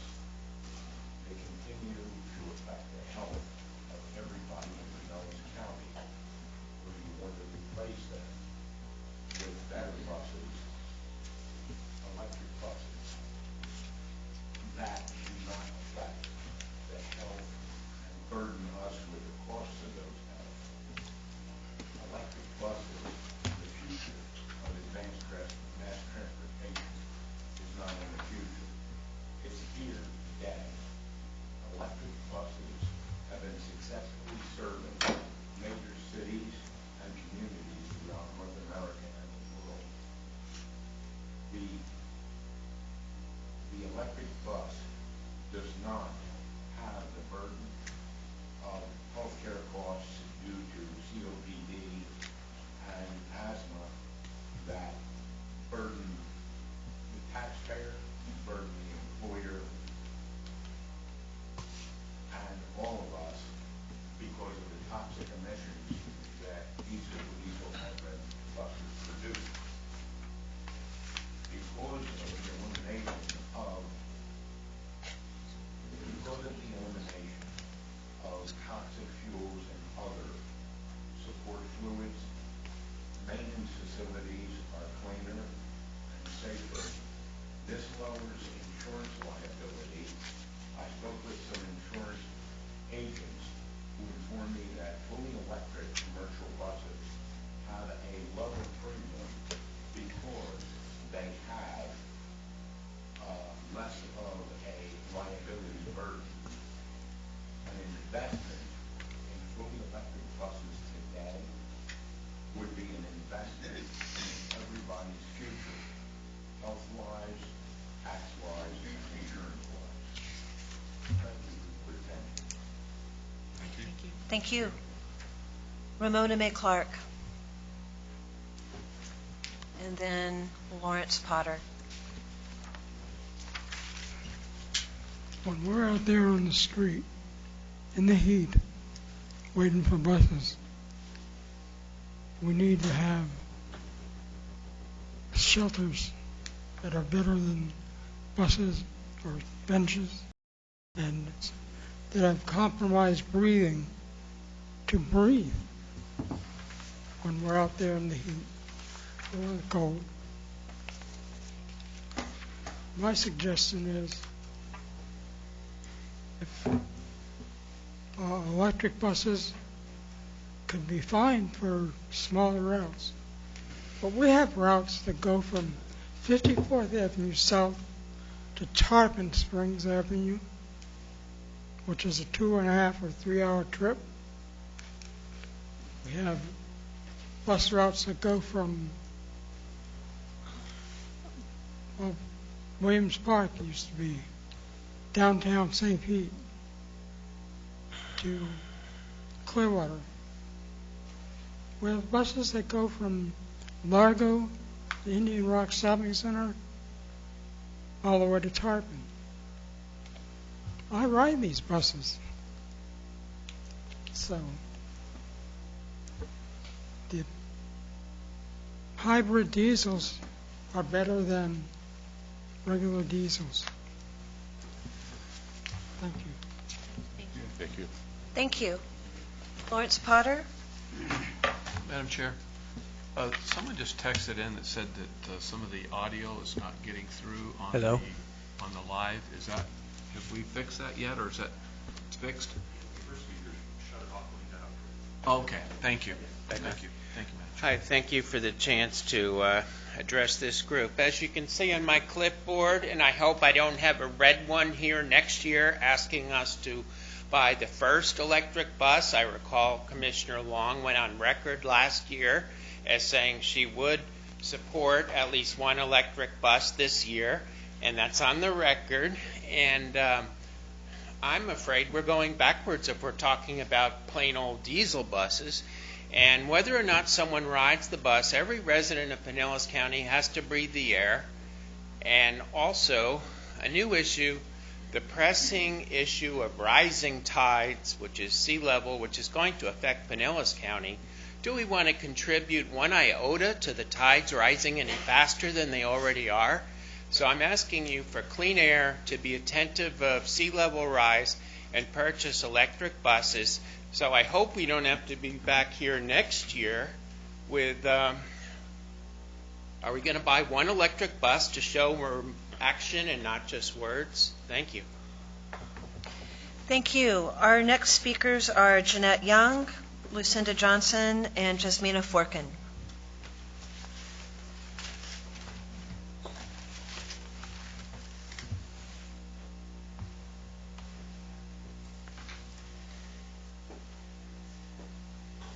Thank you, PSTA board members, for giving me the opportunity to speak.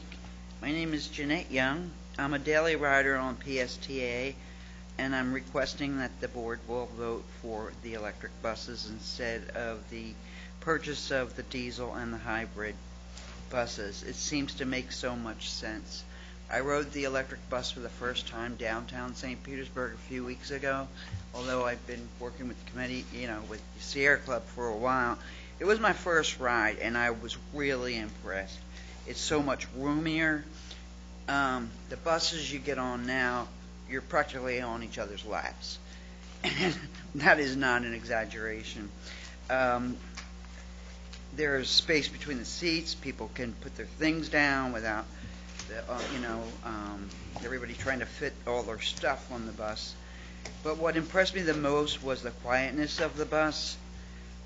If you receive a call on your cell phone, or you're trying to make a call on your cell phone, you can't hear on the bus. The engines are so loud, and when the AC is on, it's even worse. Plus the noise on the bus, you literally have to get off.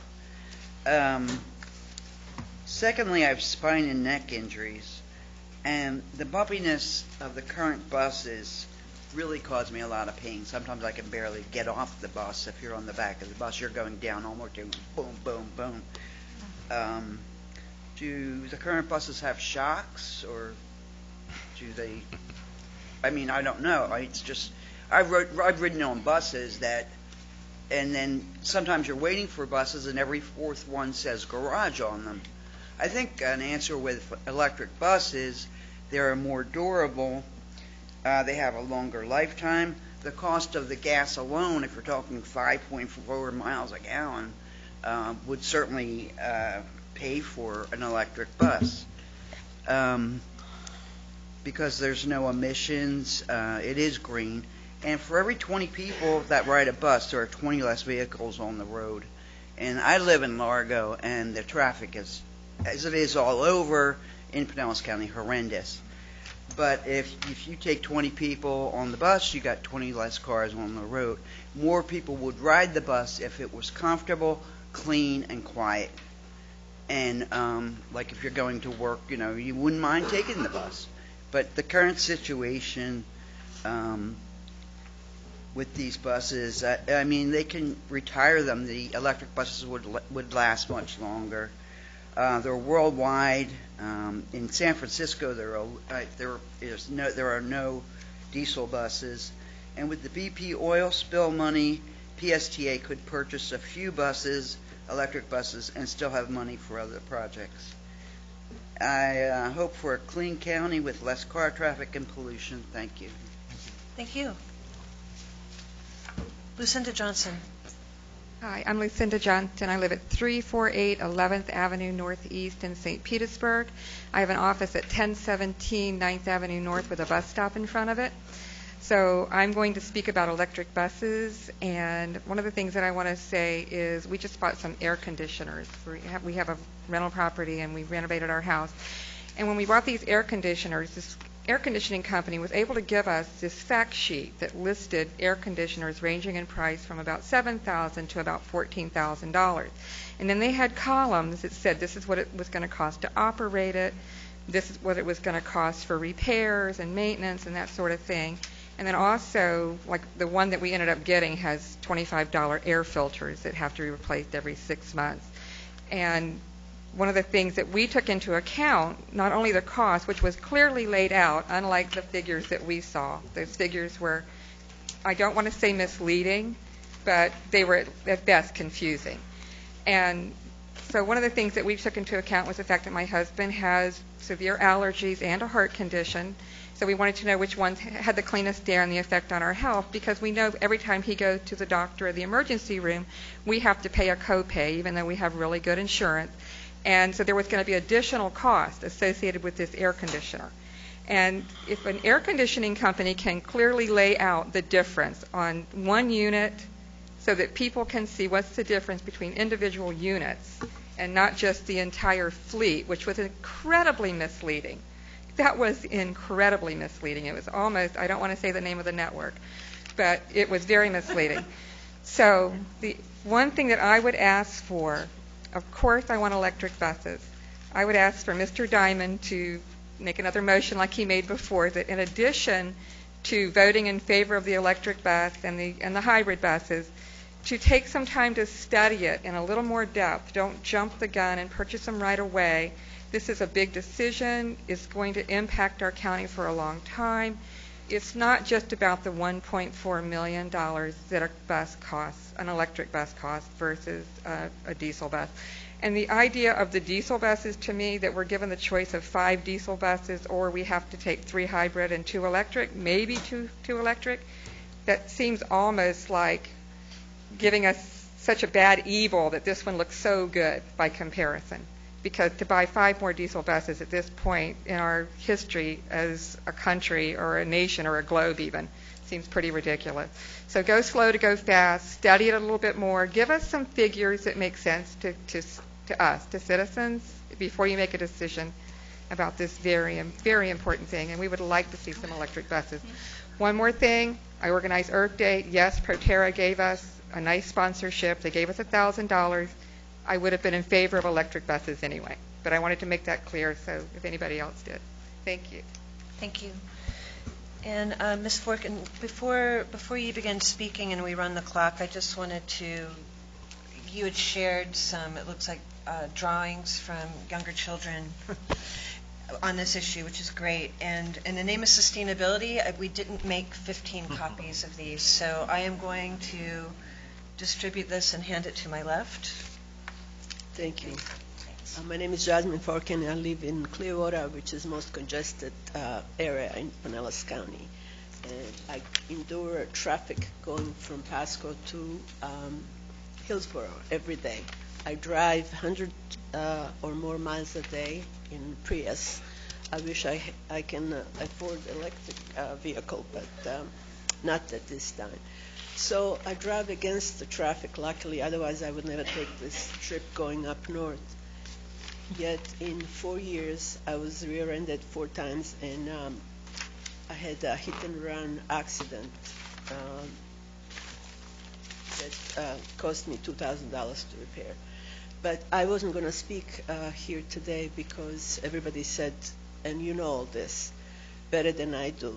But I did bring the drawings and messages from the kids that I volunteer in a summer camp, and I wish you would come and talk to them. I asked them yesterday, I told them about this meeting, and I asked them if anybody rides the bus, and they said yes, most of their parents do. These are kids from Greenwood in Clearwater, and they ride the school bus. So I asked them about the buses, and they said they stink and they're noisy. So I told them about your decision today about buying clean electric buses, and they jumped, and they made all these drawings for you to see if you would listen to their needs, because what we do today is going to affect them tomorrow. And I know I don't have to tell you that everybody else told you that we are doing this for our children. So I ask you to vote today for electric buses, because you promised last meeting that you're going to take this decision more seriously. You didn't have time to do it last time because you didn't have enough information. So within a year's time, I hope you got enough information to vote for electric buses for these children. Thank you. Thank you. Jim Eigler, Denise Deja, Susan McGrath.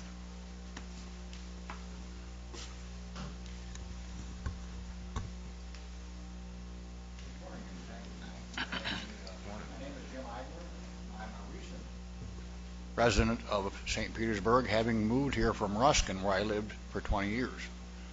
The reason I moved here is because of the progressiveness of St. Petersburg, and I volunteer with a great many environmental groups around the area.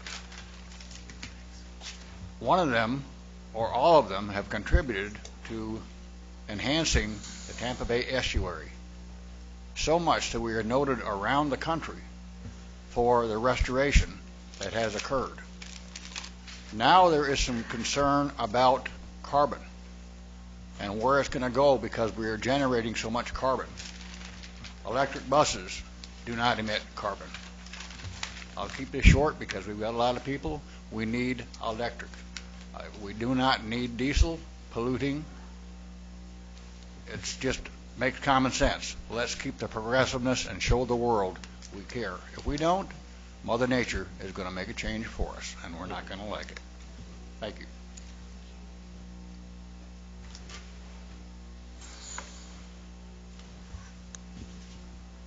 Hi, it's Denise Deja again.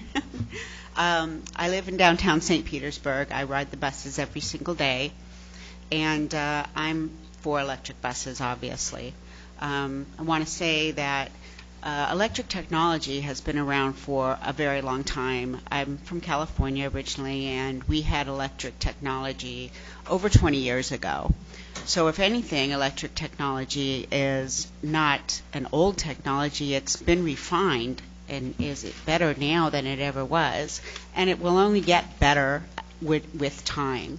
So whatever buses that you do buy, the electric ones will improve with time as far as their technology is concerned. As far as the buses themselves, they're, for someone that's riding them, they're much more comfortable. They are inside, I'm not sure why, but the air inside them seems to be better. Maybe because being electric, they're better insulated. I'm not exactly sure why that is, but they definitely are much more comfortable and ride is smoother. With the regular buses, I've actually gotten a herniated disc riding the regular buses with going over some of the potholes, which to me that is not a very good thing. The rides are not smooth in the regular diesel buses at all, and depending on the drivers, who you have some wild drivers out there on some of the specific routes. It can cause a lot of people who already have injuries, already have things wrong with them, have more things wrong with them. The diesel buses emit a lot of smoke and dust and emissions. So if you ever have to stand in back of one, you're going to get pretty much smoked out, which is not nice if you've ever had that opportunity.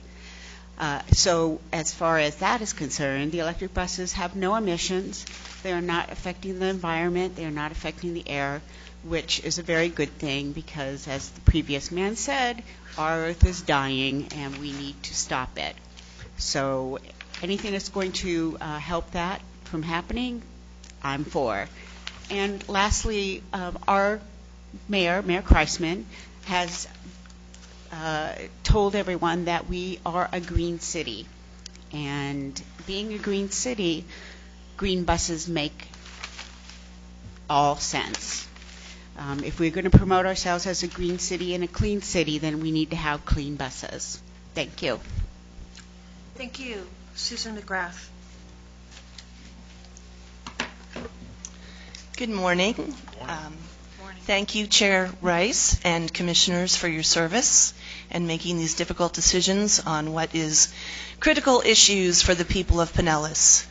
Our room is filled today, by and large, with people who support the purchase of clean, quiet electric buses.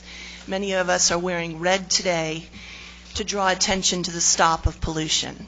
And while there's already been several speakers to speak to the effects of diesel and what that's doing to our environment and our health, and we know some of the most important decisions we make revolve around safety and good health, we've also talked about carbon emissions, and MIT attributes 53,000 deaths annually to pollution related to transportation. So that's the only statistic I'm going to reference, but I would say that with the opportunity to use the BP money for a charging station, and with the opportunity that Mr. Compton spoke to earlier of being able to lease the battery, we can use creative problem solving. We can get to where we need to be.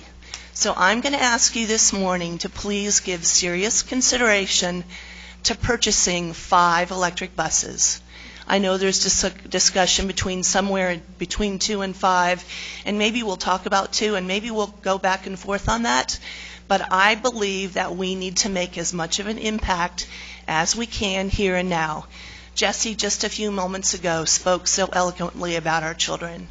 And this really is about our children and future generations and the hard, tough decisions that we're making here and today for future generations.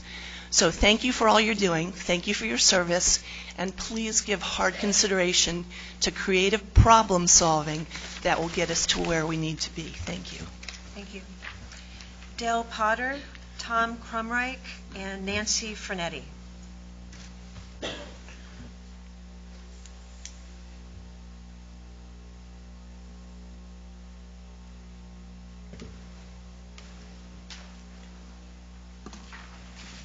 My name is Dale Potter. Thank you for the opportunity to speak. I had prepared notes, I prepared a speech or talk today, but I feel that about 2 days ago, I sent you, every one of you, a long note on the economic effects of climate change. You cannot talk about budgets and ignore the economic future economics of this of Pinellas County. If you look at just sea level rise, by 2030, cost to the county, or the cost in Florida will be,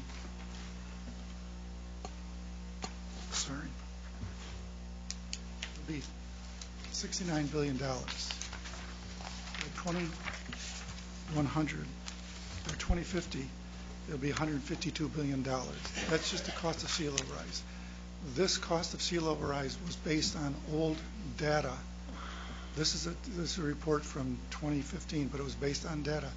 New scientific evidence from the Greenland ice sheets melting, the West Antarctic ice sheets disintegration, which has been 3 papers coming out just in the last 2 years on West Antarctica ice sheet disintegration, which are very frightening. You're looking at a 7-foot sea level rise, not a 3-foot sea level rise by 2100. Dr. Wainless from the University of Miami said that he believes, looking at all the data, that there's going to be there's a good possibility of a 2-foot sea foot rise by 2048. That's almost the life of this bus. You cannot afford to have a 2-foot sea level rise by 2048. It'll destroy your economic base when it'll destroy the economic base of many of the most expensive real estate on the beaches, that they will become less valuable, and your tax base will disappear. That's just looking at sea level rise. If you look at heat, between 2020 and 2039, 35 additional days will have temperatures above 95 degrees. And by 2050, that'll go up to 70-some days. If you look at the deaths attributed to climate change, by 2020 to 2039, there'll be an additional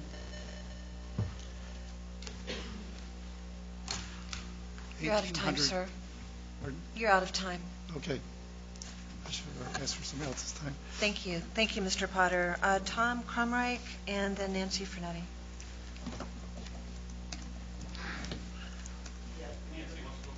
Oh, sure, no problem. Good morning. I'm Nancy Fernetti. I'm the president and founder of the Electric Marina. And you might all notice I'm doubly red. I believe in all electric buses for us. I've been in the electric boat business since 1998, and I know firsthand the efficiency and the low maintenance, and that's very important for us to all consider, that this low maintenance of these vehicles and vessels. But I'm also a member of the Sustainability Task Force for the Chamber of Commerce, and we're trying to fight to get designation for St. Petersburg for a green destination for ecotourism, and I think these electric buses are really going to be add to that. And I'm also a member of the Tampa Bay Zero Emissions Coalition. It's a tongue twister, but I did it. And I'd like to also quickly share with you half of my other fellow members. Don't fall asleep. Okay. Kathy Harrelson, president of the St. Petersburg Sustainability Council. Brian Poland, sustainability director of University of South Florida, St. Petersburg, which those students will benefit and from these electric buses. Okay, here we go. Guy Hancock, president of the Democratic Environmental Caucus for Florida. Helda Rodriguez, president of Nova Care LLC, Oldsmar. Susan McGrath, executive director of Florida Consumer Action Network, St. Petersburg, Florida. Jennifer Rubio, state director of Environmental Florida. Reverend Andy Bell, executive director of Interfaith Power and Light. Cheryl Roselle, marketing director of Nature's Food Patch Market and Cafe. Lucinda Johnston, Chart 411 Incorporated, St. Petersburg, Florida. Barbara Anderson and Janet Hall of Destination Better as sustainability consultants for St. Petersburg, Florida. Albert Shafati, President of the Downtown Neighborhood Association, Barbara Volgawi, Executive Director of Edge Business District Association, Michael Allen, Director of Florida Food and Water Watch, myself, Nancy Fernetti, the Electric Marina, Dave Hine, Go Space LLC, Andrew Rock, co-founder of Buddhist Climate Action Network, and Mary Beth Dunn of Morton Plant Hospital, Physicians for Social Responsibility, Tara LaSalle, Green Me Locally, Phil Compton, Sierra Club for Healthy Air Campaign, and Christian Dixon, a realtor for Future Home Realty. Thank you. Please think Go Electric. It's fabulous. Thank you. Tom Cromreich. Hi, my name is Tom Crumreich, and I'm a resident of Hillsborough County. So what's a guy from Hillsborough County coming over here talking to you about electric buses? Well, there's not a dome over Pinellas County, so the pollution goes across the bay to Tampa, and Hillsborough County. So that's one reason. Also, I've been a very active member of Sierra Club, and on this issue since day one, urging you guys to buy electric buses. There's extremely widespread support for this in Pinellas County. Last week I spent 2 days coming over here, walking to the businesses along Route 32, which is, my understanding, would be where you put the first electric bus. And almost every business I went into, if the decision maker was there on the spot, they agreed, right spot on with this, because they're experiencing the noise and the pollution involved with the diesel buses. So the other half of the list that she started, Dr. Lori Burgard, PhD, private practice, St. Pete, Elena Elwart, training director, Sit Means Sit Dog Training, St. Pete, Wayne Wallace, president, Solar Source, St. Petersburg, John Zeising, Solar Energy Management, St. Petersburg, Carla Clayton, Wellness Lady Health and Fitness Coaching, St. Pete, Sandra Dosher and Barbara Lynch of Bejeweled Gifts from Mother Earth, again St. Pete. These are all St. Pete. June Johnson, Johnson's Upholstery, Spencer Shaw, Sushi Inc., Reverend Carl Malloy Sr., Church of God on 10th Street, Carl Bristle, Gallery 909, Lee McMorrow and Kim Gilchrist of Finn Fish Company, Esther Vedaju of Local Shops 1, Bridget Whitaker, Brew Delicious, St. Pete, Nick Holman, Watery Masterpiece, Anthony Hart, Lake Maggiore Gators Youth Sports Incorporated, Stephanie and Brian Cox, owners of the Inn on 3rd Street, Aaron Huffman, Operations Manager, Cordova Inn, and Azam Nero, CEO of Dooner's Restaurant. So I drove my Nissan Leaf over here. I parked at Sierra Club, plugged into their solar-powered EV station, and then rode my bike downtown to walk to these businesses. And I really want to congratulate St. Pete on their protected bike lane going down there. It was great. So lots of enthusiastic support for this. I really want to urge you to buy electric buses. Thank you. Thank you. Our next speakers are James Shirk, Rebecca Falconberry, and Kaylin Haman.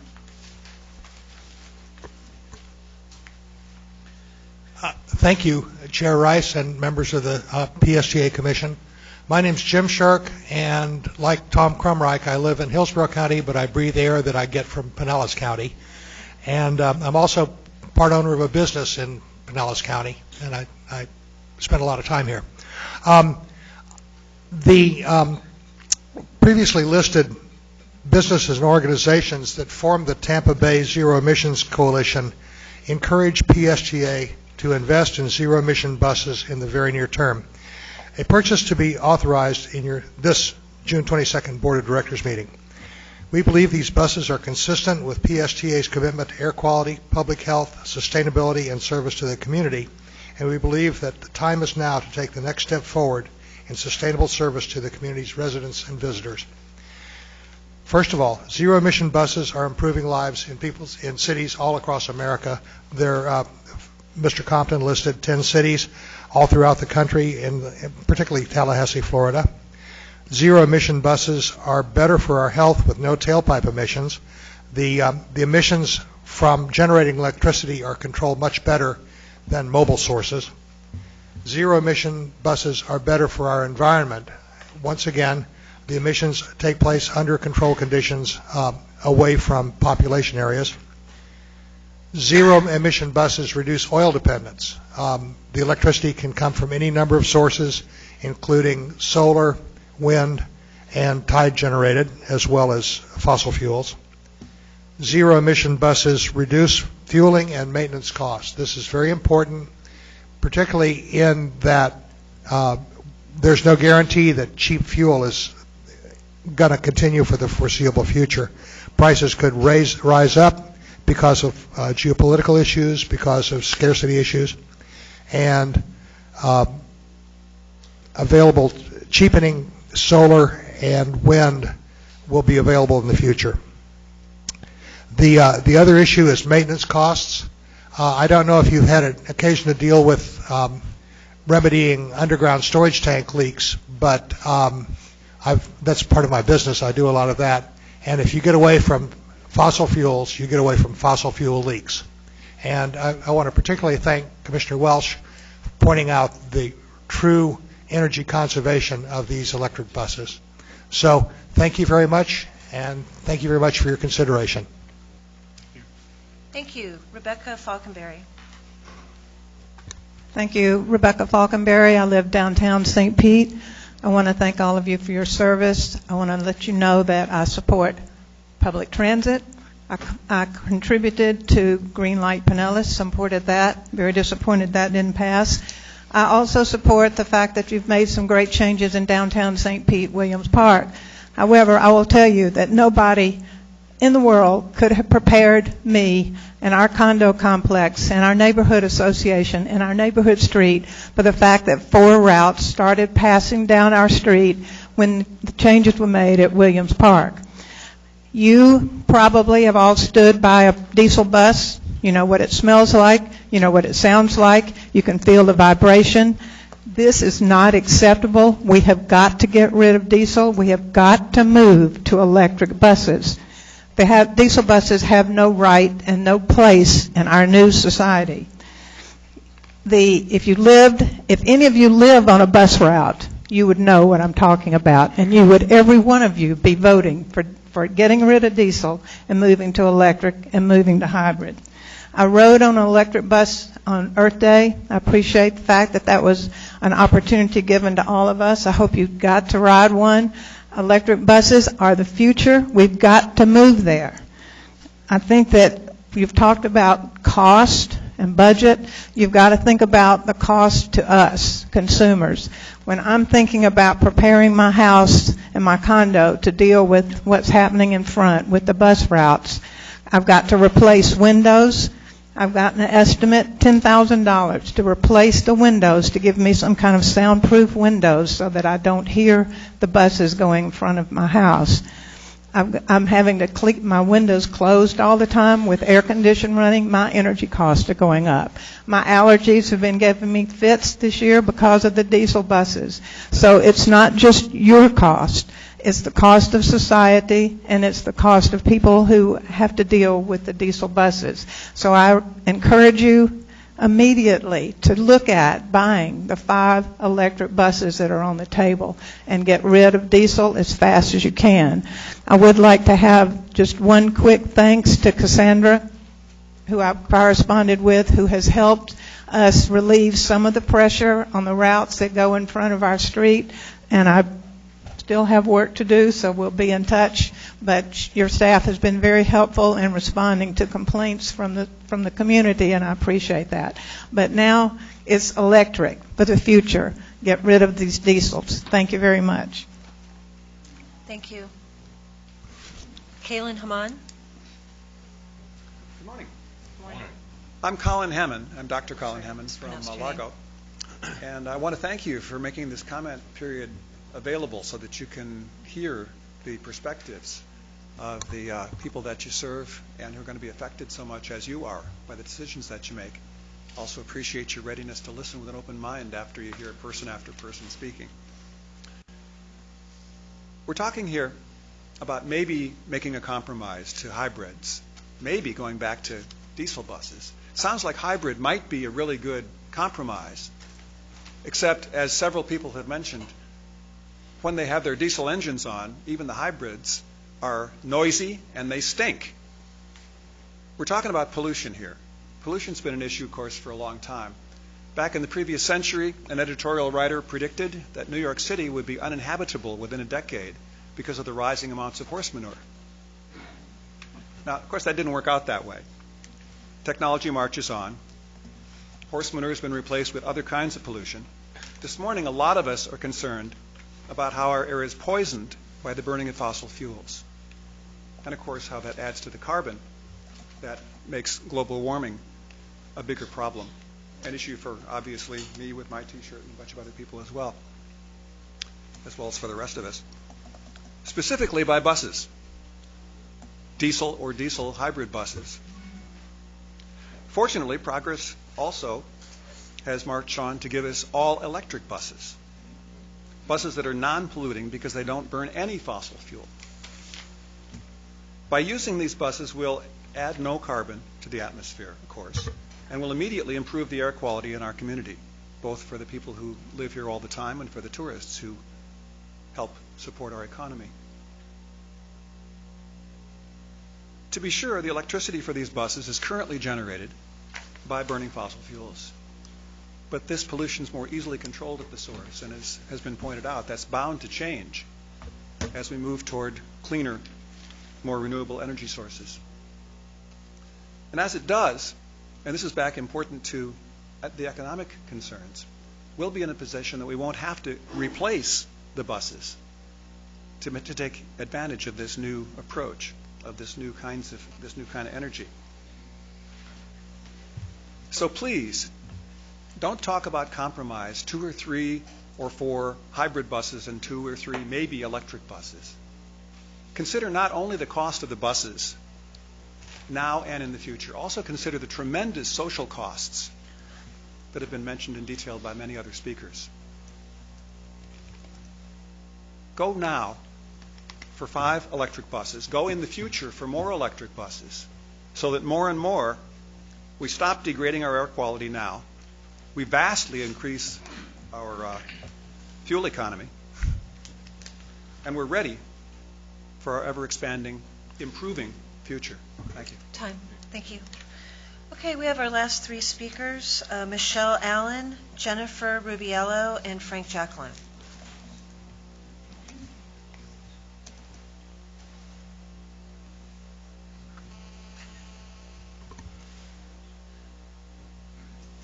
Hi, good morning. My name is Michelle Allen. I am the Florida organizer with Food and Water Watch, and I live here in St. Petersburg. And I first just want to say thank you so much for the opportunity to speak with you all today on this issue. I'm going to keep my comments short and really reiterate what so many others before me have stated. I'm here to ask you to support the purchase of 5 zero-emission electric buses and take the necessary steps to ensure that the PSTA's next bus purchase is the most sustainable and cost-effective.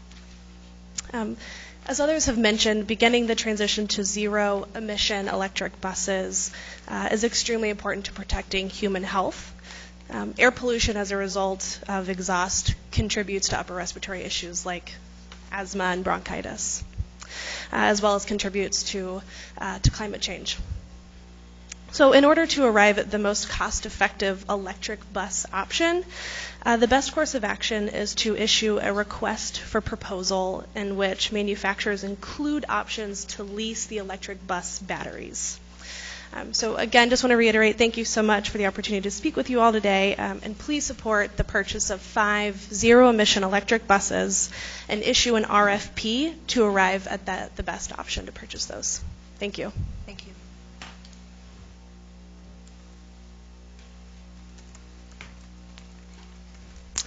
Excuse me. Good morning. My name is Jennifer Rubiello. Thank you for the opportunity to speak this morning. I'm a resident of Pinellas County and also the director of Environment Florida based here in St. Petersburg. We're also a proud member of the Tampa Bay Zero Emission Coalition. Like so many others here, I am here to ask the board to commit to purchasing 5 zero-emission electric buses. And to also ask that you issue a request for proposal that includes the option of leasing an electric battery, so that, like many have stated, we can really determine what the most cost-effective and environmentally sustainable option is that takes into account both air quality and climate change. To briefly reiterate some of the points that folks have said earlier today, America's transportation system produces more greenhouse gas emissions than any entire nation in the world other than China, India, and Russia. We made a lot of progress in cutting pollution from cars and trucks over the last decade in this country, mostly as a result of improved fuel economy and slower growth in driving. But eliminating greenhouse gas emissions from our urban transportation system is going to require more than incremental change. It's going to require a transformation. And today's decision can be a first step in that transformation. We're in a county that's facing the worst impacts of climate change, as we've heard earlier, and we have a barely passing grade for air quality. And that's why it's critical that we look at our transit system with a long-term perspective that takes into account both environmental and economic considerations. So just to wrap up, every day the news about global warming impacts gets worse, but the news about technological advances that improve our transit system gets better. So we can move forward, and we must find a way to move forward for a transportation future that is going to protect both our health and the planet. And so that's why, like so many others in this room, I urge you to please purchase 5 electric buses and take the time to determine the most cost-effective and environmentally sustainable option. Thank you. Thank you. Frank Jacqueline.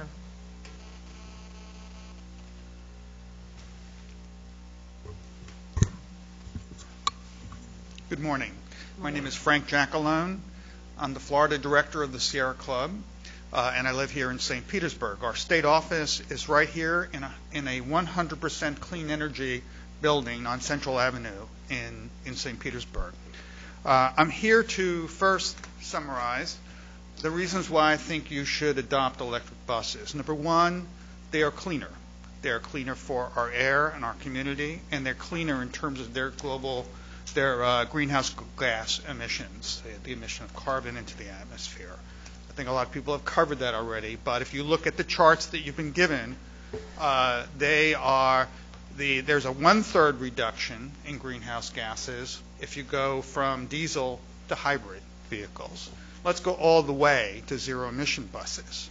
Number two, the cost, if the long-term costs of electric buses, we believe are superior, are better for PSTA, better for the taxpayers of Pinellas County than continuing with diesel buses or moving to hybrid buses as your alternative. Number three, electric buses will transform PSTA, will transform the public's view of PSTA. It will increase the support and popularity of buses and get people on the buses. It's that kind of paradigm shift that you should be seeking. So I want to suggest a change to your motion today. The motion that the Planning Committee was talking about is 5 diesel buses with 2 of them, 5 hybrid buses with 2 of them being electric buses, subject to an approval of funding for the charging station from Pinellas County. We suggest, number one, you should make a commitment today, not make it subject to Pinellas County. Number two, you should send out a request for proposal to your hybrid bus companies, to your electric bus companies. We would much prefer you to make a commitment to all 5 being electric buses, but a backup might be, and I would suggest to you, a commitment to 5 electric or hybrid buses send out those RFPs, find out what the real costs are going to be, let Pinellas County take its action, and then make a decision. I think if you do that and you study the connectivity to that charging station, you might be able to facilitate 5 electric buses that would be supported by that charging station. So don't limit yourself today. Don't box yourself into the Pinellas County decision or to 2 electrics and 3 hybrids. I'm asking you to give yourself the maximum flexibility. Thank you. Thank you. And we have no more green comment cards. And before we go back to PSTA Board of Commissioner comments, I just want to say a sincere thank you to everyone who has worked on this issue the last few months.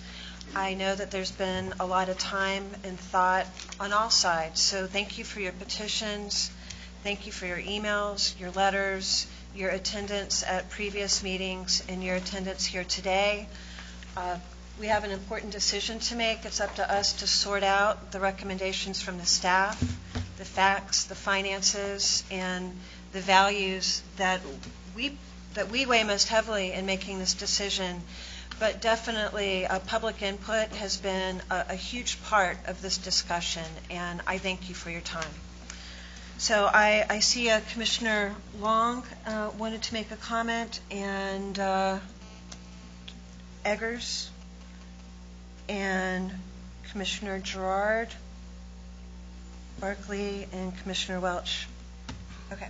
Commissioner Long. Yes, it's not a comment that I have. I have a question of Brad or the staff or whoever can answer it.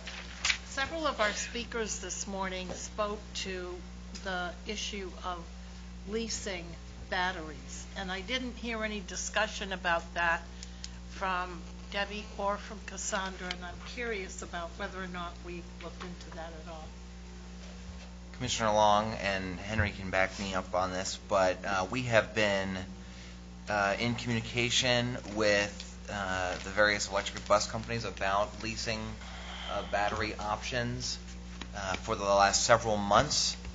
We received a commitment from the electric bus company that we've been working with most, Proterra, to get us some a specific leasing proposal for us 2 months ago. They provided that proposal on Monday. This past Monday, finally. Henry and Debbie had a long discussion with their financial people yesterday. There's a number of assumptions that need to be changed based on PSTA, and they have committed to trying to get us back some additional information on that. It's something we certainly want to look at. Again, it's something that we could possibly entertain. I don't believe it is a substantial cost savings compared to just buying the same vehicles up front, because it's essentially basically leasing part of the vehicle rather than buying it up front. But let's wait and see what we get back, hopefully maybe in the next couple of days.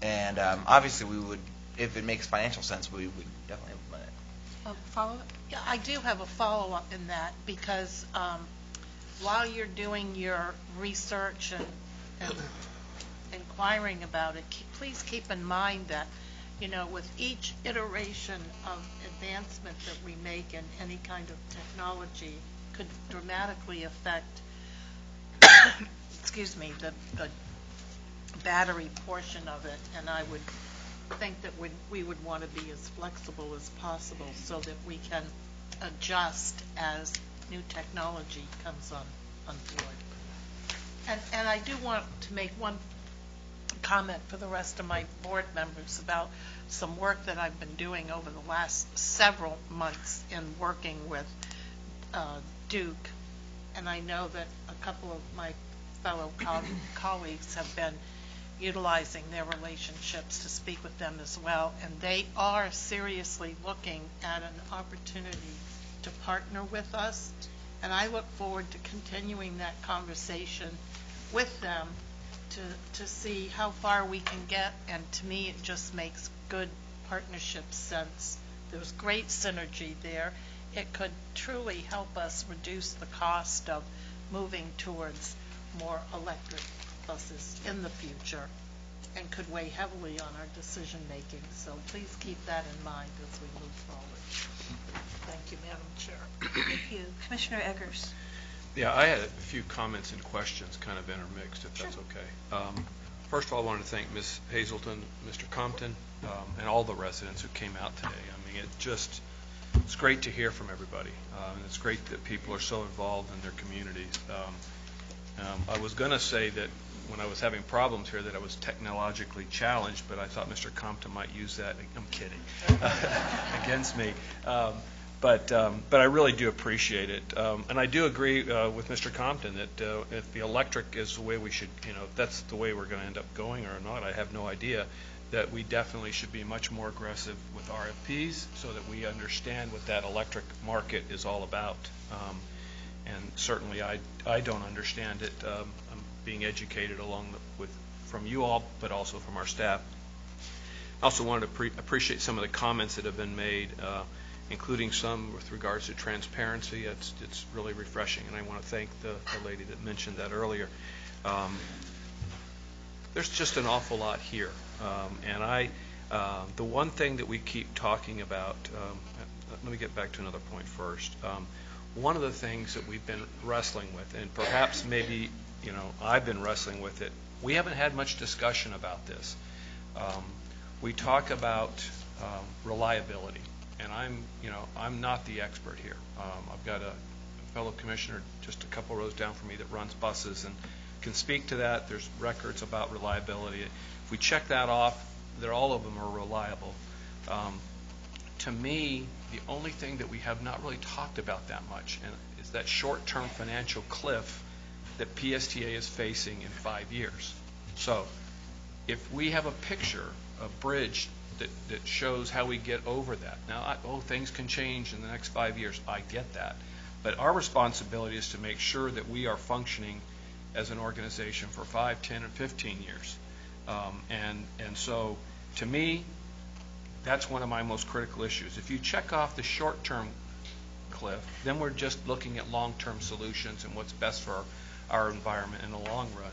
And certainly, I think electric has a lot of ground to talk about. In fact, you'd almost talk about that over the hybrids, because I think in the long run, comparatively, there's cost comparisons, and even with the diesel. So the short-term issues are real. I'm sorry, you all. We talk about on this board about having responsibilities for financial, environmental, and I heard that earlier speaking. But there's another component. That's the social component of being available for riders in our communities, and those folks that need it today for whatever reason. But that growing list of riders that's going to be needing it and depending on it. We've talked about millage increases here. That little bit of millage that we have to increase for expanding ridership, and I think that's going to happen, but I don't think that's available necessarily for bus purchases. It's going to be, well, again, we haven't made that decision yet, but that's been the kind of the discussion. We've heard people talk about the millennials and which way they're going. We've talked about frequency of service and later service. Those are all more service, and so we get back to the concept of what technology do we have, what availability do we have to get that expanded service and keep it running for the next 5 to 6 years.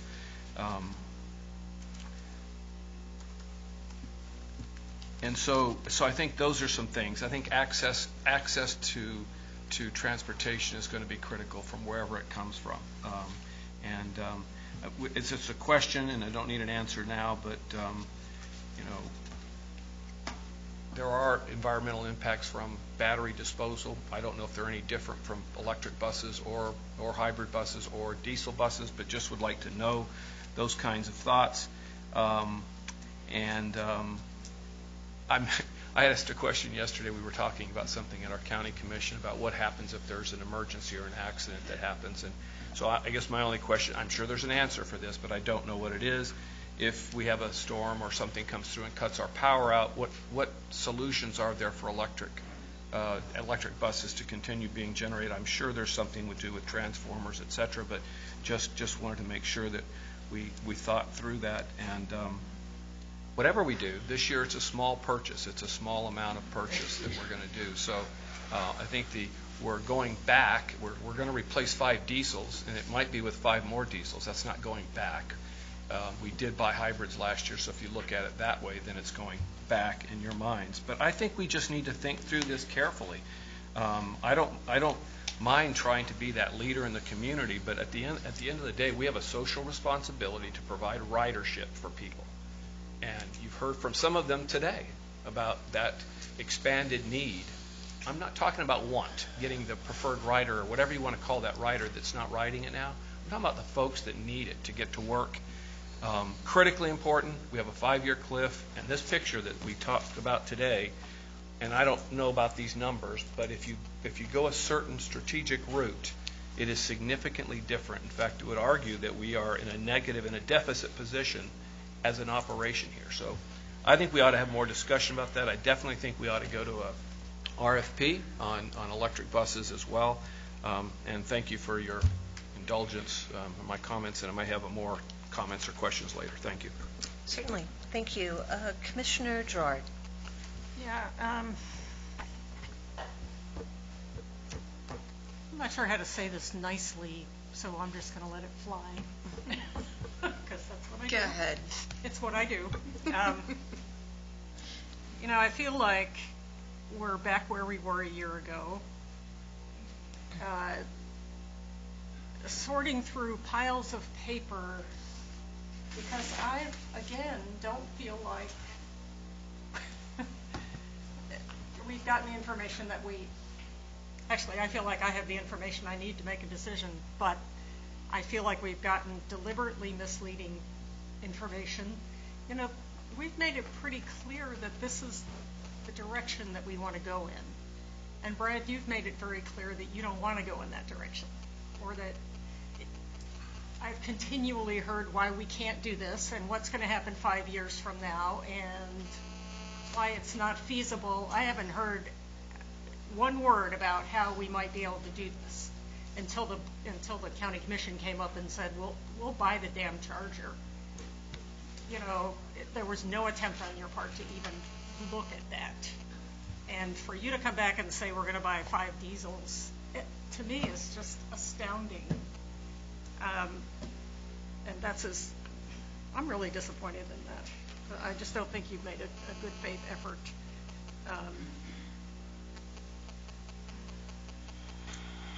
I am starting to lean towards buying all electric and figuring out how to do it.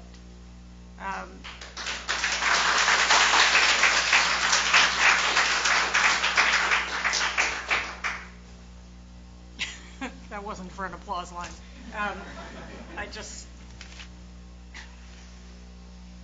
don't know how we get from here to there without actually taking some steps. And I'm not seeing any effort to take those steps, except by us. So, thank you. Thank you. I hate to be a scold, but please refrain from applause and comments in the audience. I really appreciate it. Thank you. Commissioner Barkley? Thank you, Madam Chair.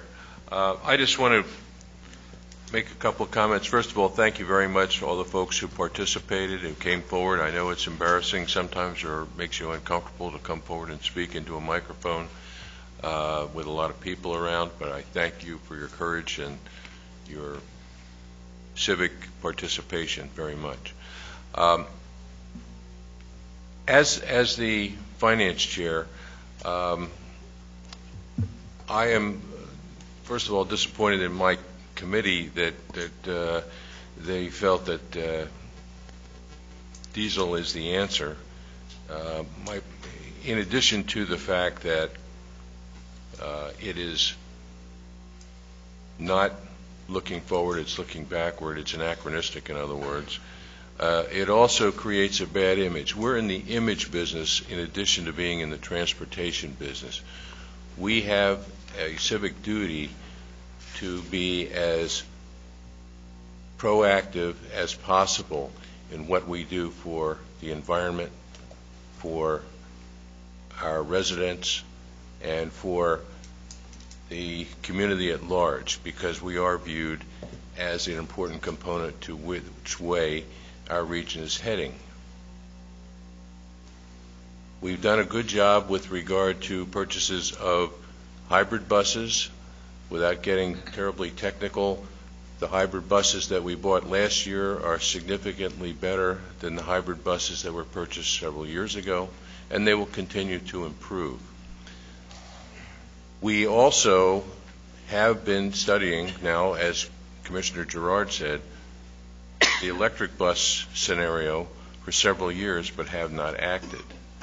Now we have an opportunity, if we have the ability, to have the charging station provided for us. And we have the ability to charge somewhere between 5 and 9 buses on a daily basis with that charging station. So we have the opportunity to put some electric buses on the road, as other forward-thinking communities have done around the country, and to show not only our residents, but those who may want to come here for a visit and possibly in the future come here to become residents, that we are a forward-thinking community. So it's very important that we not be retroactive, that we not go backwards, that we not appear anachronistic. We need to create that image of being a forward-thinking community.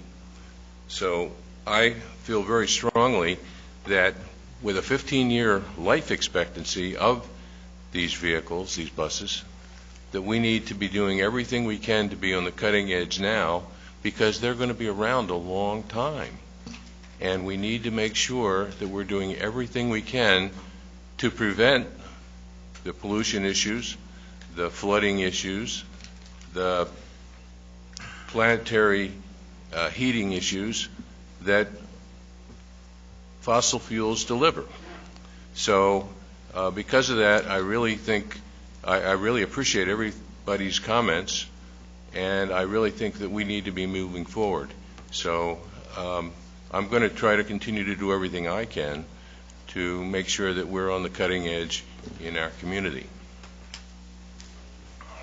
Thank you. Commissioner Welsh? Thank you, Madam Chair. I am really going to miss this board. And I mean that, because there's a line in Band of Brothers where they're telling the 101st Airborne, you're going to be surrounded. And the captain says, we're airborne, we're supposed to be surrounded. And I kind of feel that way about PSTA.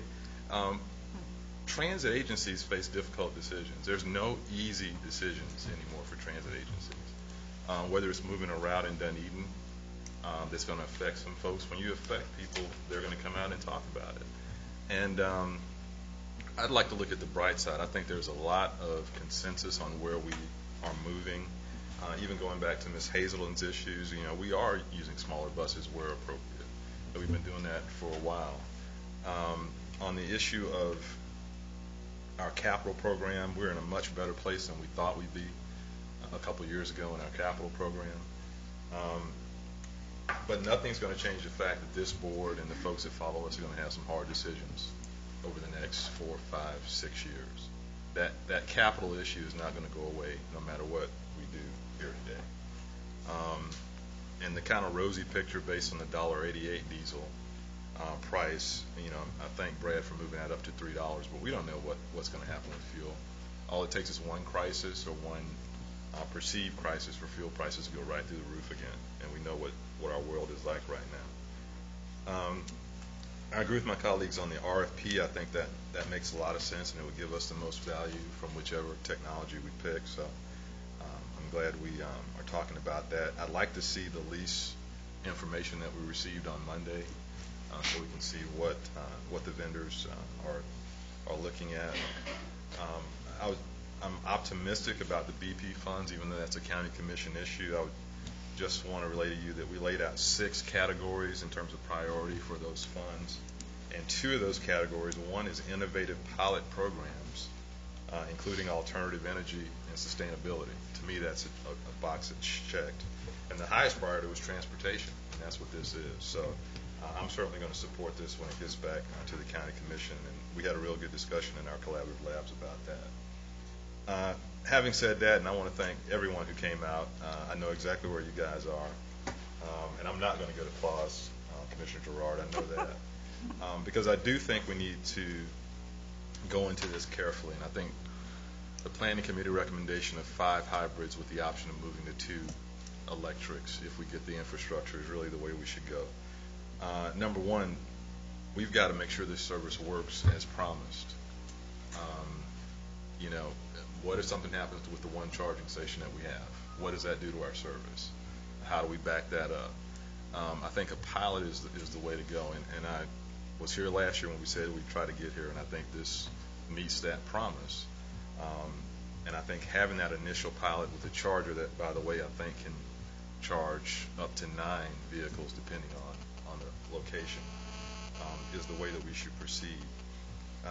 Want to say it again, today's decision doesn't put us over the fiscal cliff. We're talking about 5 buses. It doesn't preclude us from meeting all of our responsibilities, social, environmental, and basic transit.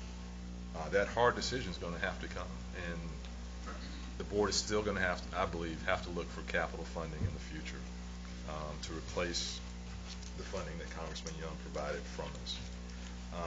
The other thing, and I share Commissioner Gerard's feelings about still having to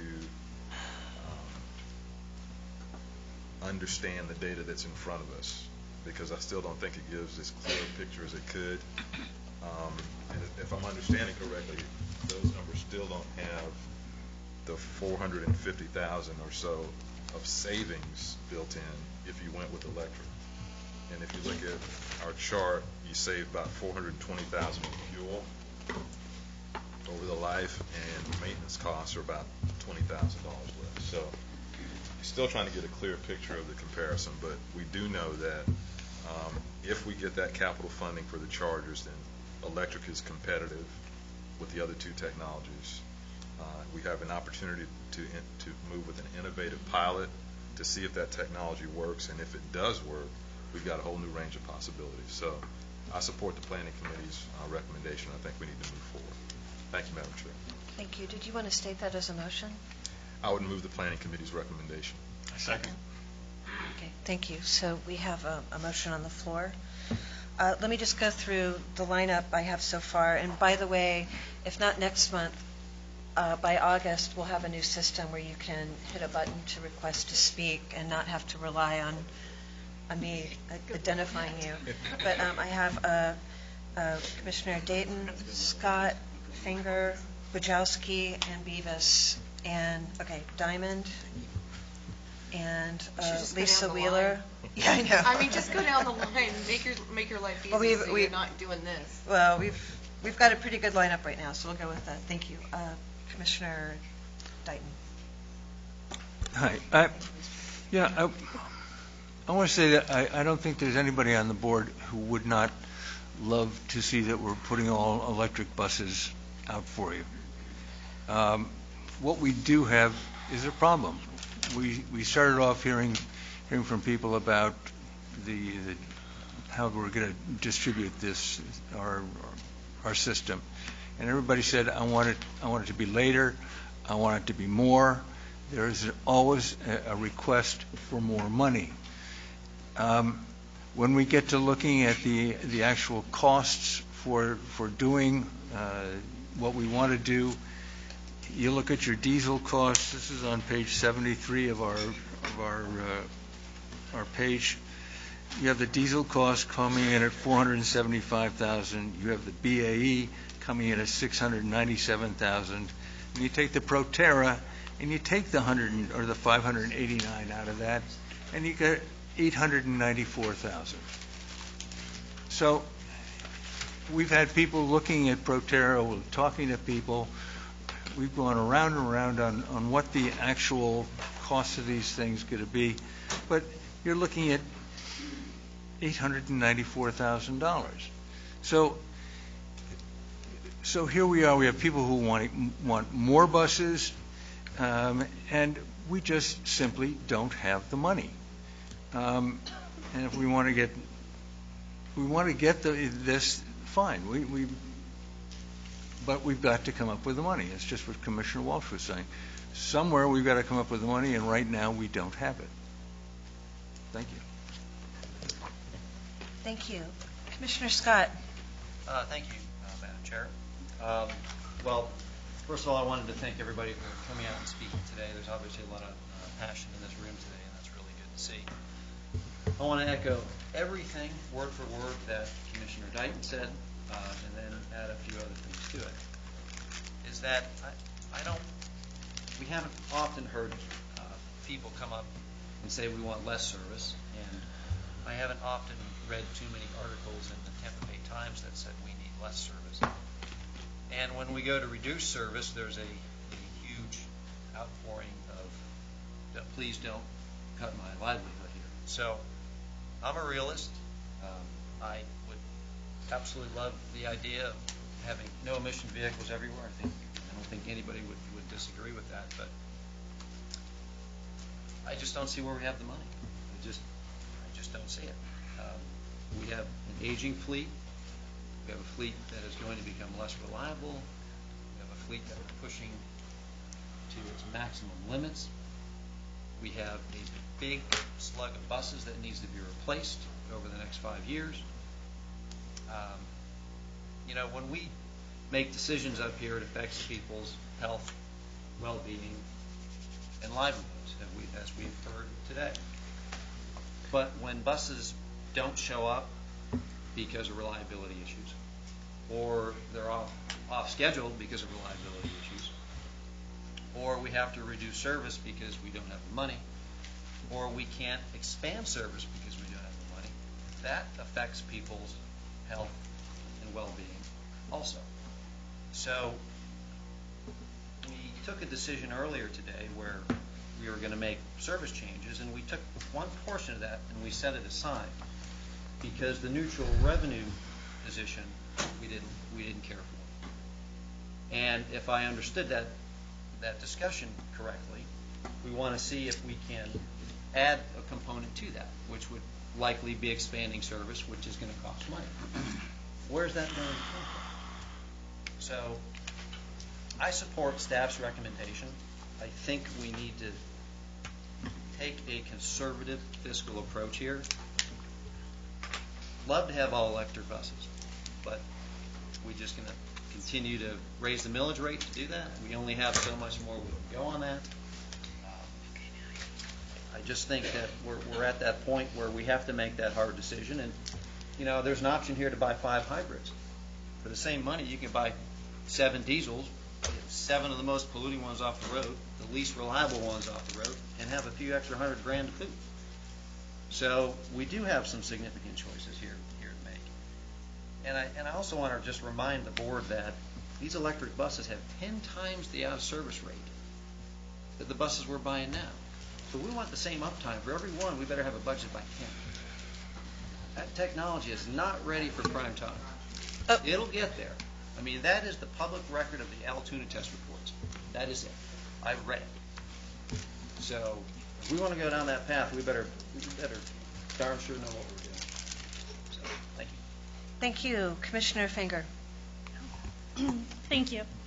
Thank you to everyone who did come out today to talk and provide their comments. Being in our positions and other boards, I'm sure that I could say we wish that many people showed up at every public hearing that we had to provide comment. Many things that were said, just to comment on a few, is that very similar to what has already been said. Mr. Compton talked about asking for an RFP for 2 to 5 electric buses and has been mentioned up here as in support. I think that's a good idea. Support for the BP money was also mentioned by Mr. Compton, as it is that money from the county. If that happens, it is relevant to the entire county. It is not just a specific area, which I did hear someone else in public comment say. I think the entire county is, I look at, it's a whole region. We're all affected by what happens from one city to the next. The terms maximum flexibility were used, and that reminded me when we go through as a city we're going through our budget process, and we want to set our millage rate to the highest that we think we might want to use, so that we have that maximum flexibility when we're deciding what our millage rate is really going to be at the time that we make that decision, so that we don't miss the opportunity to use that millage rate that high, or come down, or in the middle. Where do we want to be?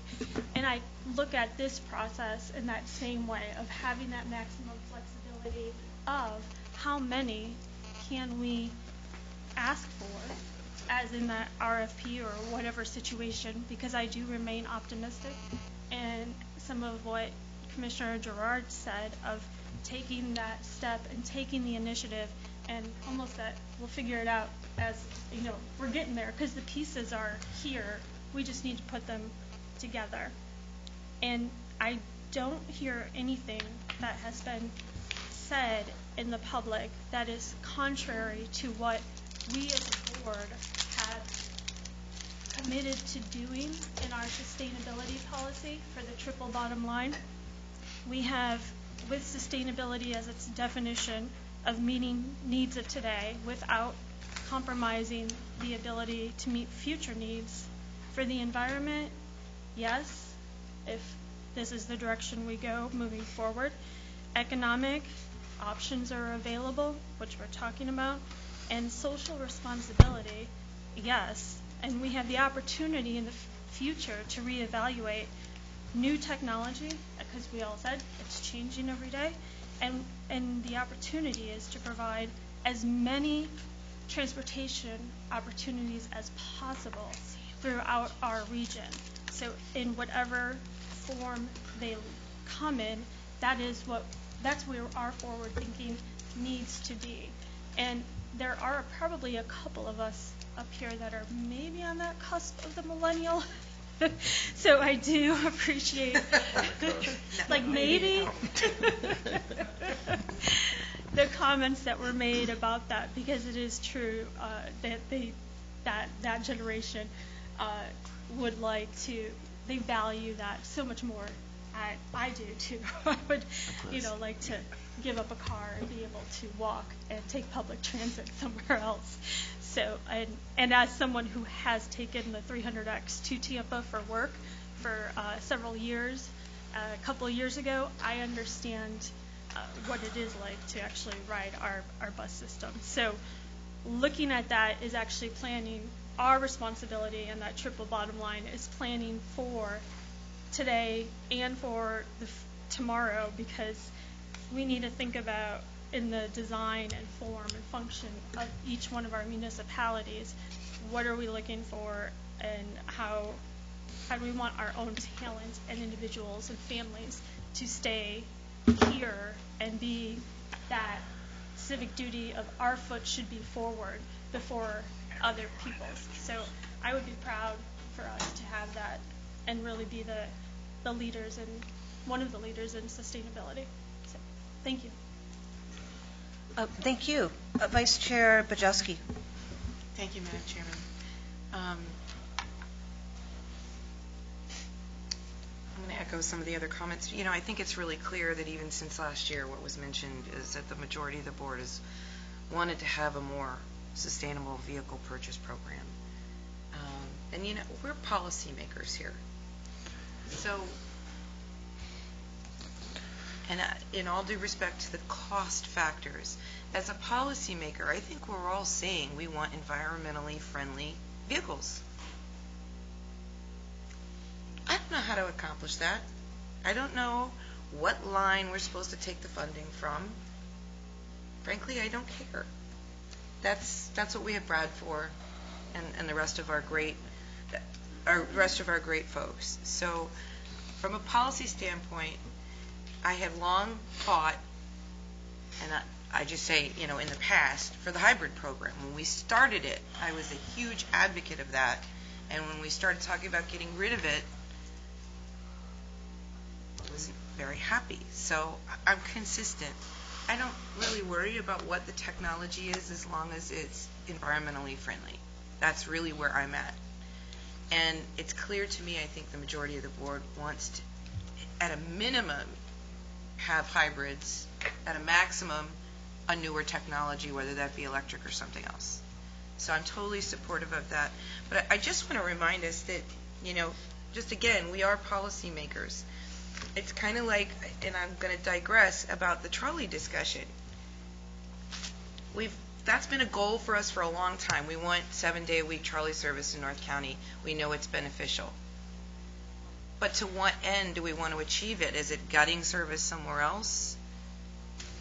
No, we want to say we want both. Figure out how to pay for it. We'll deal with the consequences of what that is. So, we don't want to make decisions always based on if it's a good policy decision. It's not being a spoiled child and wanting everything. But if it's a good policy decision for the community, then that's what we need to stand up for and figure out how to accomplish it. And there are grants and there are many other things and many other ways, and maybe, yes, something else has to go away in its place.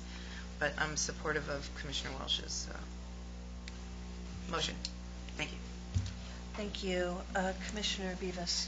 Thank you. Thank you to everybody that came out and spoke. It's your voices that really educate us on a lot of the things that we may not have all the information on. And it is a bigger picture. I remember when we were having this discussion last year, we had nowhere near enough information to even talk about electric buses. But this year we're talking about it, and the motion's been made to move that way. I think the council wants to move that way, but it's a long process. We also heard today about service changes and lengthening service. That's another component of what we do. I think it was last meeting or the meeting before that we discussed that, at the end of the day, the person standing at the bus stop doesn't really care what kind of bus picks them up. They just want it to be on time and more frequent. So that's important to us, and to be able to provide more service. I know that it was several meetings ago that we talked about our fares, and it was, the everyday rider that even a change of $2 or $3 made a huge difference in their livelihood. They lived on a budget, and those are the things that are important to them. And it is about financial responsibility. I was just out in the hall. There was not a leprechaun with a big pot of gold out there, and so we have to live within our financial means. I would love to have a better lifestyle, but I have to live within what my budget allows me to do. We talked about the services for Dunedin and trying to improve that. I think we're a lot further ahead now than we were last year. The great part is we're going to be having this discussion again next year, and technology will change again. I still have a hesitancy about the electric bus charging stations and how you're locked into whatever charging station you buy. I'd like to see a more universal one, but I'm also in favor of moving forward with the technology and seeing how it does operate in our system and how well it works and where the problems are. I'd love to go out there and replace all 200 of them with zero-emission vehicles, but I don't think we're there yet. So I think this is a great step forward. We keep talking about the rising tides, and if we bought all 200 buses, if that would make the thing go away, that would be great. But that's a much bigger picture globally than we can solve right here at the PSTA. But I do think we're making a step forward towards our mission statement and sustainability, and so I look forward to a vote on this. Thank you. Thank you. Commissioner Diamond, and then Commissioner Wheeler-Brown. Thank you. I want to echo the comments of my board members who thanked everybody for their public comment today. It was very helpful. I have some process questions because I'm confused on the process, specifically relating to this issue of the request for proposal. Here, and just help me understand this. Earlier in the meeting on the consent agenda, we made this decision about the purchase, a procurement decision about the purchase of these wheelchair restraint systems, and the board was making a decision based on a process where different vendors had submitted proposals, and we were, and we were looking at specific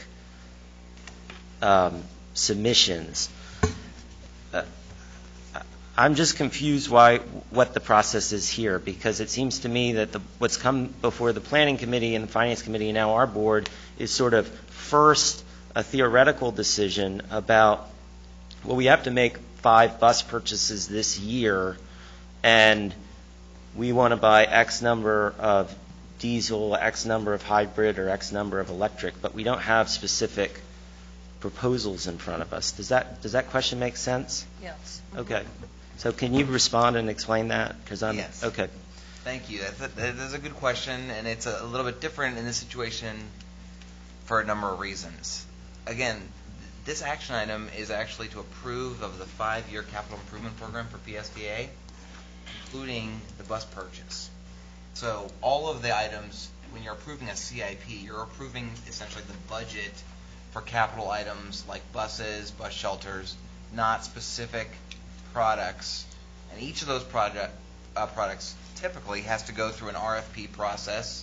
And then if the award to a specific vendor exceeds $100,000, then we come back to the PSTA board for approval to give the money to that particular company, even though you already approved the budget in the CIP maybe a year prior.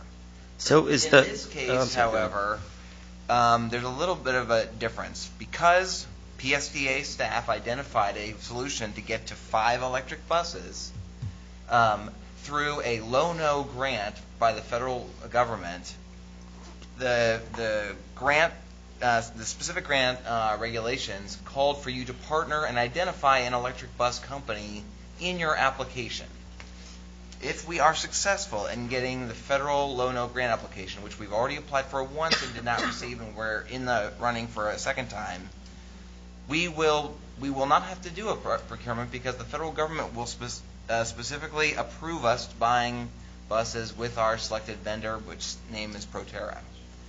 If we are unsuccessful at that, and the board chooses to purchase electric buses, say with the help of the BP settlement funds funding the charging station, we will have to conduct a procurement just like anything else. We've gone down this road because we've been applying for these federal grants and we had to identify a partner. But it is certainly, as the comments stated, the right thing to do and on our attention to immediately start the process of conducting a procurement so that when and if we need to buy buses without the designation of the federal government, we'll have an award that we can bring back to the board for your approval of a procurement. Okay. Just help me understand that a little better, because I'm still confused. So the vote today is what exactly? In other words, I mean, there's still a procurement process that's going to happen in the event that we're not successful in the low-no grant. Is that what I'm hearing? Yes. And once that procurement is done, we will come back to the board with an approval, hopefully sometime this fall, to award a contract to a company that provides electric buses and that we can buy off over probably a period of years, buy additional electric buses. Okay, but that's only if we're successful in the grant application or not? That is my plan, regardless of being successful. That we do develop a RFP and go out for a procurement of electric buses, because it's clear that is a goal of ours in the future to have a contract that we can buy buses off. If we choose either to go with the Finance Committee recommendation or hybrid buses, we already have a contract. The board has already approved a contract with Gillig Bus Company that we can purchase those off of. We've already completed that procurement and we're able to buy off that. Okay, so and that's for hybrid and diesel. Okay. Okay. So in other words, if we decide, so we don't have to go through a procurement if we're buying hybrid or diesel buses. We're going to buy Gillig buses based on that prior procurement. Is that what you're saying? Yes. However, if we want to buy electric buses, then there will be a procurement process if the NOLO grant is not approved. If the NOLO grant is approved, then we're going with Proterra because that was the company that we partnered with for our grant application. Yes. Okay. That's I'm getting there. I'm just trying to. This is just complicated. So in other words, the issues that came before the committees were, we already have these existing companies through prior procurement for hybrid and diesel. We need 5 new buses. Yes. And so the decision is, do we buy based on these existing, using our existing contractual arrangement with Gillig hybrid to diesel, okay, or do we move forward with the grant application with Proterra, or do we just sidestep that and say we're just going to go ahead and buy electric buses? Am I getting it, or am I confusing myself again? I think you're getting it. Again, Okay. the award the action item is specifically to approve of a capital improvement program with the specified type of replacement vehicles included in that note. And it is my plan to conduct a procurement for electric buses starting immediately following this meeting, because we're not assured of receiving the federal grant, and I think that would provide us, at your direction, the most flexibility if we had a contract that we could order buses off of, like we already do for Gillig. I think that's important, but we still need to do that procurement. We will do that. You don't have to. The board doesn't have to authorize to do procurements. We'll do the procurement, and then we'll come back and award that based on what is the funding that is approved in the capital CIP. Okay. And just last question. And so the planning committee motion is to direct the CEO to begin the procurement process with regard to the two of the 5 being electric buses. Is that? Madam Chair. Yes. Yeah. Please clarify. Okay. We're identifying 5 hybrids with the option of 2 of those converting to electric if we get alternative funding, primarily BP funds from the county. Okay. Right.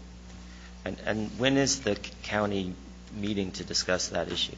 We asked for all public submissions to be in by June 30, and we have meetings in July, including a public meeting. Okay. Thank you. Thank you. Commissioner Wheeler-Brown. Thank you, Madam Chair. And I just want to say thank you to the public for your emails, your phone calls, and your letters, and most of all for educating me. I can truly say that you guys have done your homework. And to the board, I appreciate our board. But being the newest member on the board, when I hear Commissioner Gerard and Commissioner Barkley say that you guys have been having this conversation for over a year, we need to make a decision. Leadership is an action. We need to move forward, and we don't need to be in a constant stalemate about making any decision that's going to affect our future. This is what we are up here for. So with that being said, I support the planning committee's recommendation, and let's move forward. Thank you. Thank you. And next we'll go to Commissioner Johnson and then Commissioner Welch. Thank you, Madam Chairman. Again, I'd like to do like everybody else and thank everybody for coming today.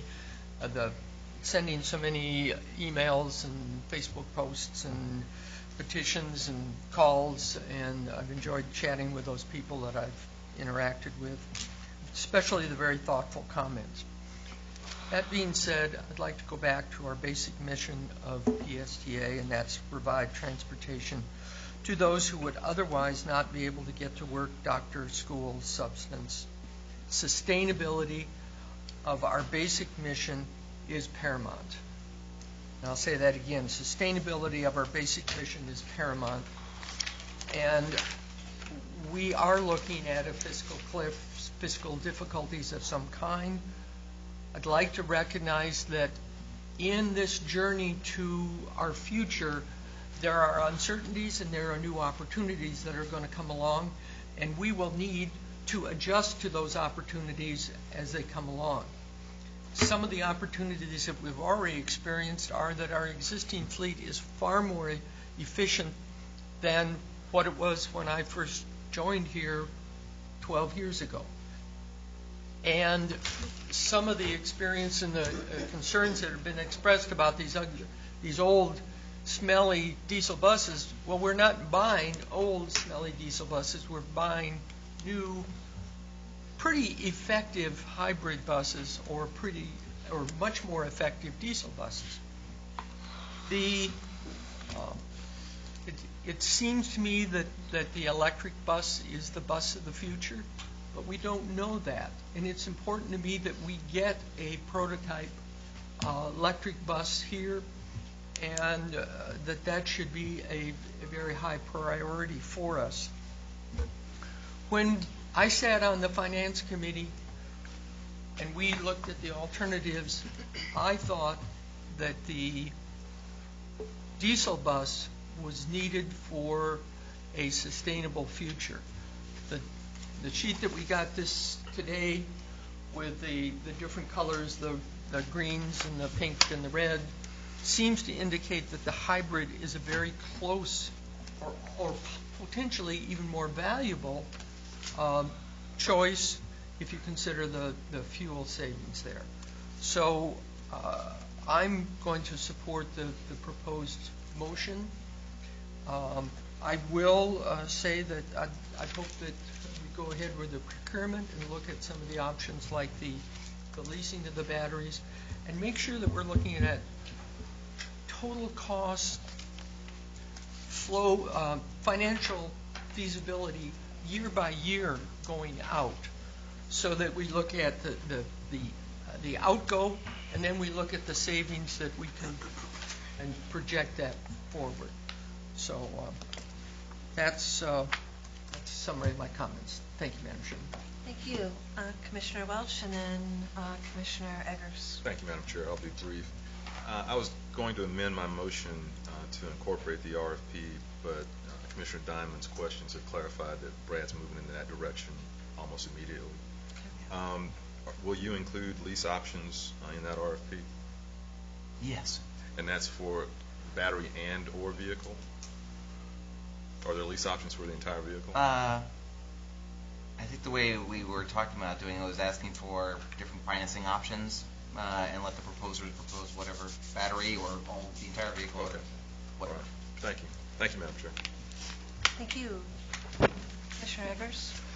That's what happens when you go first. You get to hear all the other comments, and then you go, oh, wait a minute, I didn't think of this or something. So I hope that I'm going to just, for emphasis, just make sure that either I'm on target or not on target. So, and I'm going to look to, in the coming year, to have more close discourse with our staff, because I'm missing a couple of things. First of all, when the comments about reliability came up from Mr. Scott, and I appreciate your comments, there was immediate shaking of heads in the audience about differences of opinion on that issue. And I think that's something that we can work on in the coming year. Clearly, Mr. Scott comes from the industry, has done a lot of research, and so have a lot of you. So I think we need to have that discussion.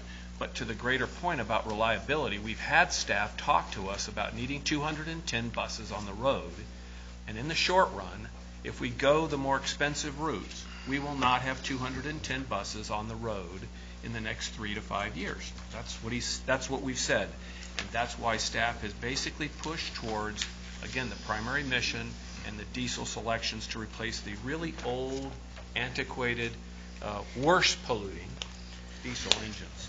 And so I think that point has to be hit home.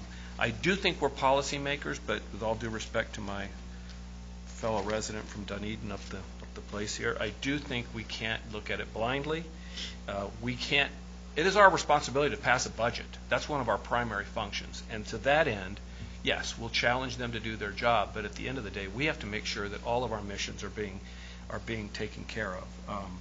I really appreciate Mr. Diamond's comments, because it kind of separated the two things that we're trying to do, and I would suggest that both can happen this year. If we get the 5 bus grant, we do that and purchase the other buses.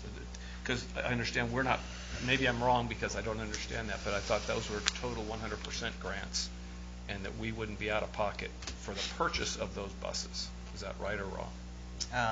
It varies. Okay, We so ask for 100%. we don't know. Okay, so that may be why you're talking about offsetting.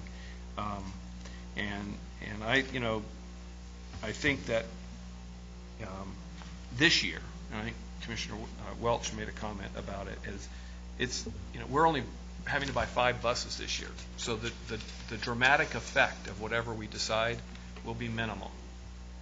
But I think the thought process that we're going through and the more that we do in the next year, it won't be so minimal. And we may not have, if we go the one route and technology doesn't change and the cost of electric buses doesn't come down, I'm talking about in the short run, not the long run, we won't have 173 buses available to our staff and to our residents to ride buses. So I'm hoping that whatever we decide today, that work continue strongly to give the comments that Commissioner Gerard brought up, to address some of her concerns, to address some of my concerns about the fiscal cliffs, and making sure, I didn't hear many people talking about that, but that to me is really what's driving my move towards the diesel buses, because frankly, guys, we're not going to be able to be in business in 5 years, according to what I was told on the fiscal cliff. So I'll be working hard to get to understand that better. But just understand this year we have some flexibility. There's only 5 buses that we're buying, but there's a greater discussion ahead on some of these. We have a lot of issues that we still don't have absolute questions or answers to. So thank you again for indulging me. Before we go to Commissioner Long and then Commissioner Welch, just a polite reminder that we are running over time. It's 12:20, and we still have some important issues to vote on, and I want to make sure that we don't lose anybody. Yeah. So with that in mind, Commissioner Long? Yes, and to that point, Madam Chair, you may need to know that there are at least 4 of us that are going to have to leave here for a commission meeting in Tierra Verde. So we have to, I'm sorry? We have to be there. Pitch in, and that's at 2:30. We need to be there. We need to be, well, we have to have time to drive there too. I'm just letting you know. And lunch. And lunch. But the point I have a question and then just one point. Brad, do you know if buses are in the GSA contract? They are not. They're not. They're not. There's been talk about doing that, but they're not. Okay. And secondly, I just feel compelled, and I hate to do it, to respond to just 2 of the things that Commissioner Eggers made a remark about. Absolutely, technology will change in the next 5 years. It's changing as we speak, practically. And I do not believe that in 5 years we won't have a public bus system. I mean, that's just not even a blip on my radar. We will find a way. That's what we're here for. I just had to say that. Thank you. Commissioner Welch? Yeah, and I'm in the same vein to my good friend from North County. We are adding, if we ever get to the next agenda item, we are adding $3.4 million to reserves next year. We are not going to be in a place where we can't put buses on the road. So I just want to state that for public record. Commissioner Diamond. Okay, thank you. I'm still hung up on the process, so I don't mean to drag us back into the weeds, but could we consider it this way? I'm just curious. I mean, I know it's come to the board in this manner, and I may be a lone voice in asking these questions, but we do not have yet before us a electric bus that has gone through the procurement process. In other words, we do not have before us we have the Gillig hybrid bus, the Gillig diesel bus, but we do not have an electric bus vendor that has gone through a procurement process. Is that right? That's right. Yeah, and I think that's part of my challenge with this situation is You're concerned about not going through that purchasing process. Well, I just don't understand. I mean, in every other procurement decision we've made as a board, we are comparing 3 different products or 2 different products, and we can then really compare them in the sense of knowing, like we did earlier in the consent agenda about the wheelchair restraint system replacements. Part of my concern in discussing these issues in a sort of theoretical concept is that there's an opportunity for a lot of misinformation about the price and the product and what it can do, and so I continue to be concerned about that in terms of this issue. And I respect the fact that the committees have already done a lot of work leading it up to the board at this point, but in my mind it would have been helpful to have had, even if we decided we're not going to buy any electric buses, and I would have found that to be a disappointing decision, to have it come to the board where we've gone through that process and we know this is the best company we think for the electric choice, so we're comparing 3 actual products. So I just want to express that point. So seeing as we have a motion and a second, Rachel, would you please restate the motion before we take a vote, and then we'll do a roll call vote.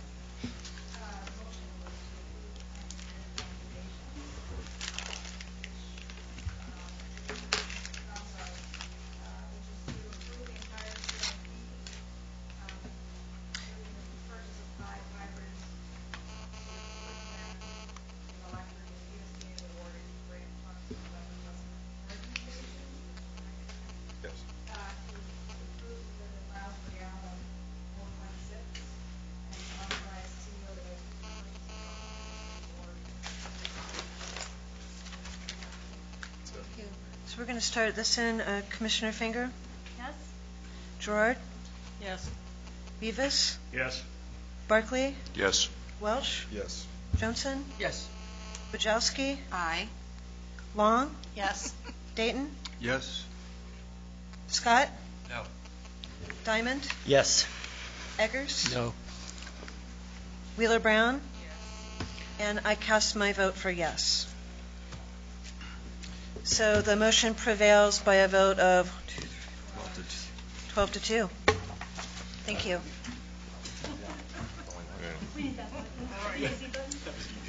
Okay, thank you for that. That was an important discussion. That's why I love this board. We really take on a lot of complicated decisions and discuss it thoroughly, and I really appreciate your time and energy.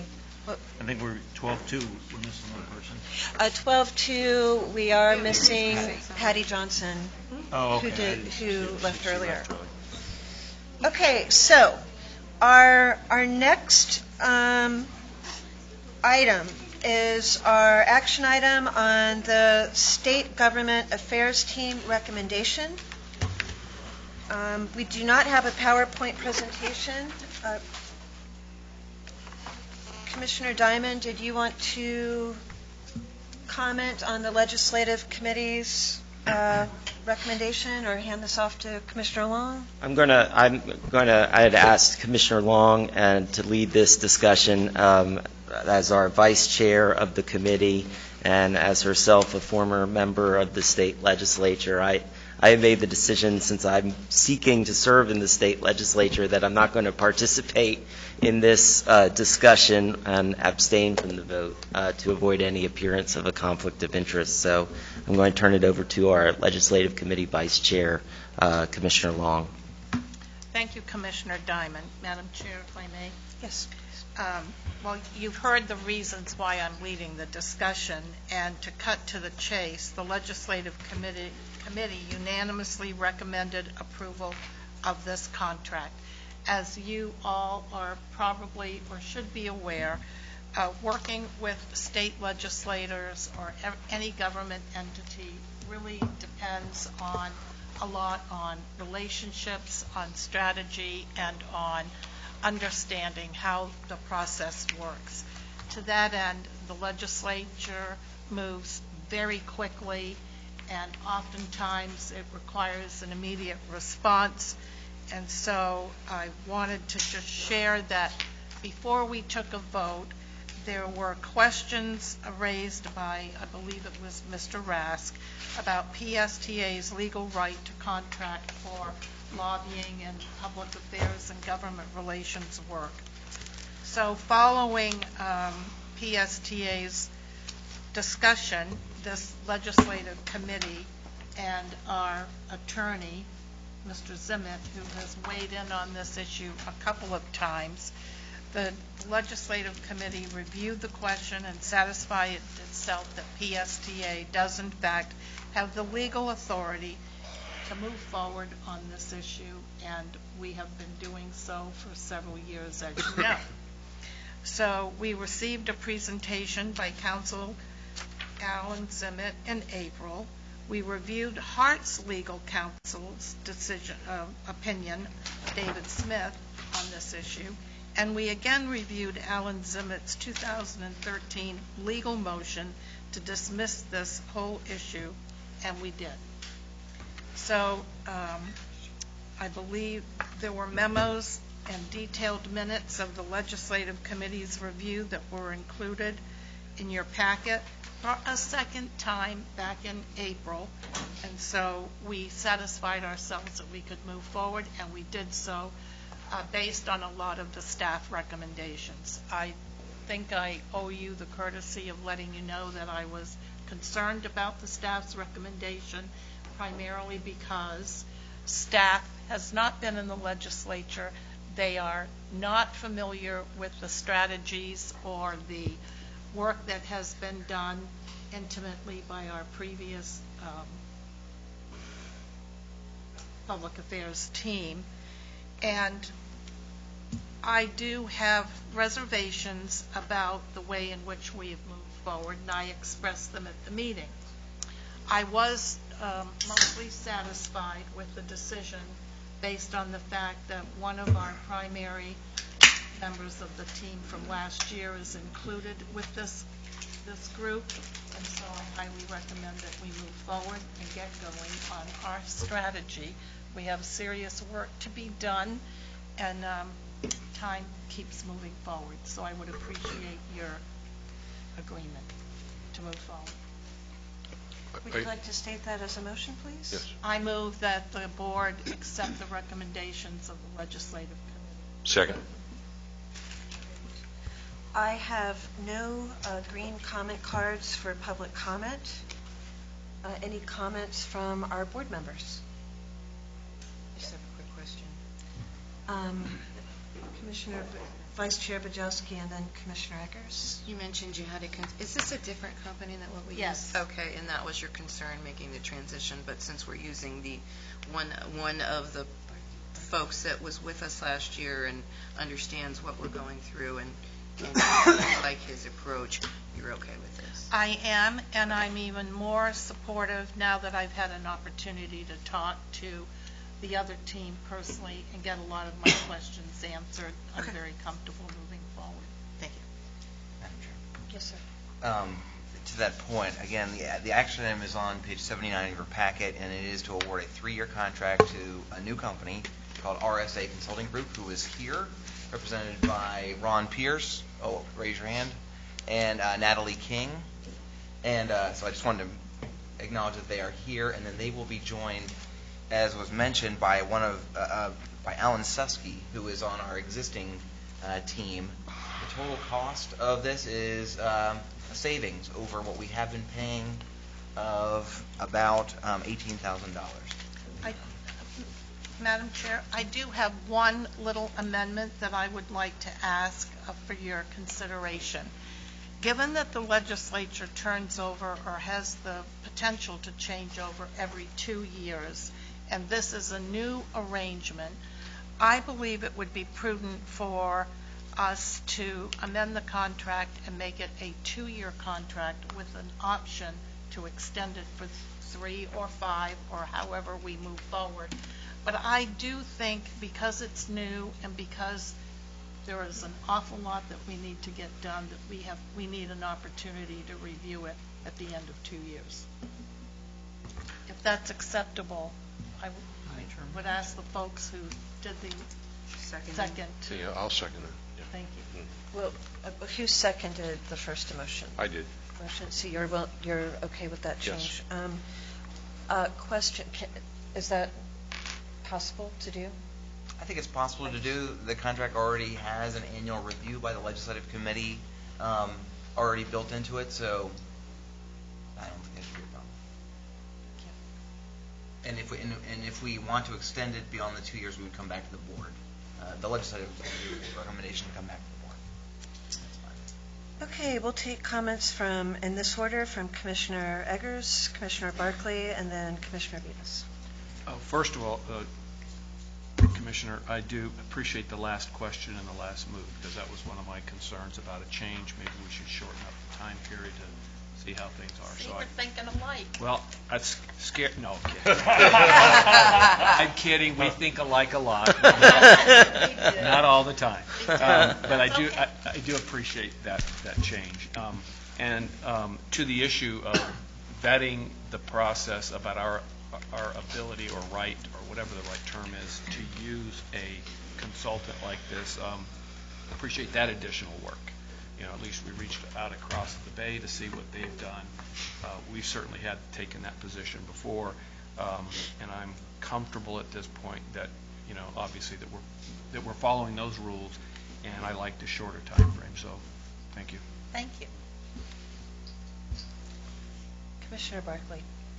I just wanted to say that this particular issue is a pretty important issue in terms of our ability to work with the legislature and other things like this. And we've been slowed down now several months from when this was first approved because of this particular lawsuit. And I guess my question is there any way that we can get around the loss of time and the loss of impact when we have these kinds of lawsuits that really are just impediments to our moving forward? That's my question. Is that for me? I'm not sure. I'm not sure who. Maybe that's a question for the legal officer. But I appreciate the fact that everybody's got a right to make these kinds of complaints that end up being having to be either litigated or obtain findings and obtain recommendations that slow things down. Is there a way that we can continue to move forward while these things are underway if we in fact think that they are of minor significance or have little chance of prevailing? Okay, I'm a little confused. Did you want to clarify something, Commissioner? Well, I just wanted to, before Mr. Zimmett makes his remarks, I just wanted to clarify with Commissioner Barkley that as it relates to working on our legislative issues, we did not really have any lack of communication or slow down with our legislative agenda because the legislature was winding up anyway. Mm-hmm. And most of us, or several of us, have ties to the legislature, and that doesn't stop because we have a lawsuit going on. They're personal relationships. Mm-hmm. Okay. Just an FYI. So, all right. Thank you. Mr. Zimmett, if you want to. I really don't have much to add to that. The litigation was filed in 2013, was dismissed in 2013 or 14. I don't remember exactly what. So that can delay this process. Okay. All right. Thank you. Mayor Beavis? Yes, thank you. I'd like to echo what Commissioner Long indicated about the change and the concerns that we had. Anytime you make a change, there's often question about that, and I appreciate the board having the faith in the legislative committee to make the recommendation. Lobbyists are about relationships, and Commissioner Long and the legislative committee asked a lot of questions about their relationships with the people that affect the PSTA, and they have great relationships with all of the people that we work with, so that was very comforting.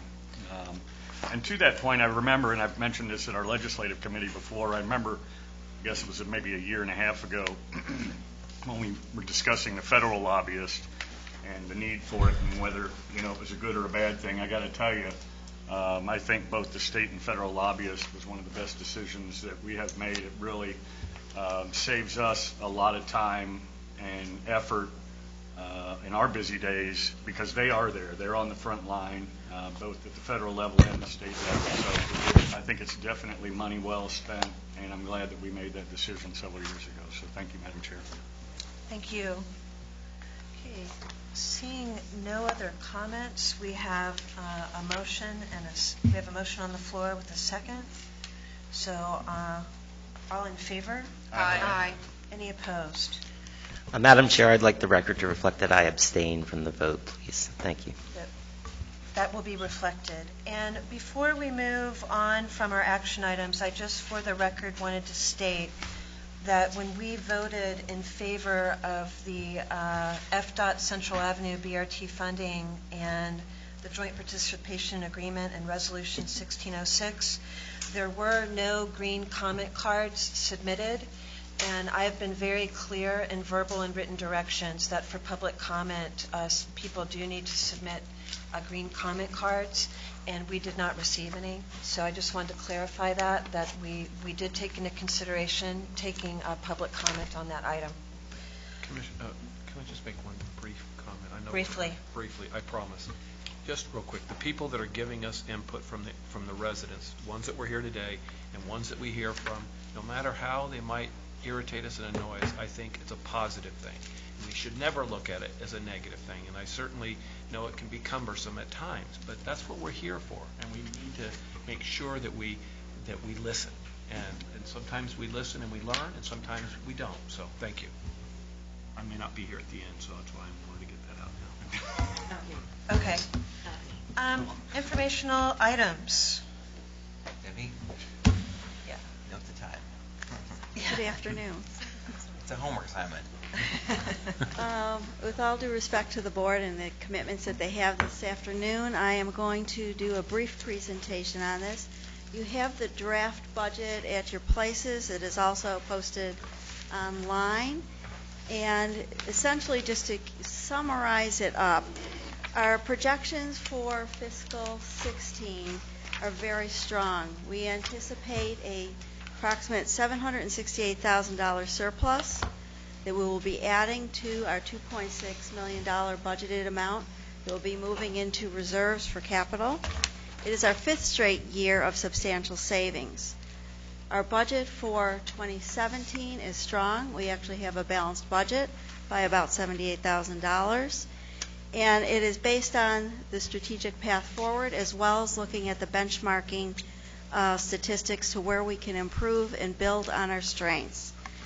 To that point, we also have, as we've heard this morning, a lot of interest in increasing ridership, which is driven by increasing frequency and span. So at the July board meeting, we'll be talking about the ad valorem tax and seeing if we want to raise the rate to be able to increase service. We'll be bringing back a revised proposed budget in August, so there's plenty of time for over the summer to review it, ask staff questions, and we'll be reviewing this in August for a vote in September after public hearings. And that concludes the brief presentation. I have a question. I see that we were provided with the CAFR report. Is Yes, that you in were. relation to this? No, that we voted on last month. That is our annual report for last fiscal year. And was there anything in the management letter that was highlighted that needs to be brought to our attention? Absolutely. We had no findings. Great, thank you. Any other board member comments? Question. Yes, Commissioner Yeah, Eggers. yeah, and I certainly appreciated the comment Commissioner Welch made in our last presentation about the amount of money that we're adding to the bottom line. And so, if you could, maybe you could update that 5-year picture that we have. I know you've got it, so these changes, that maybe these were expected, and so there's no change in that 5-year picture, or maybe these changes are No, changing. actually, from last year when you saw the 5-year picture, at this point in time, I believe we had a deficit for 17. Staff has worked hard to eliminate that deficit to a slight surplus.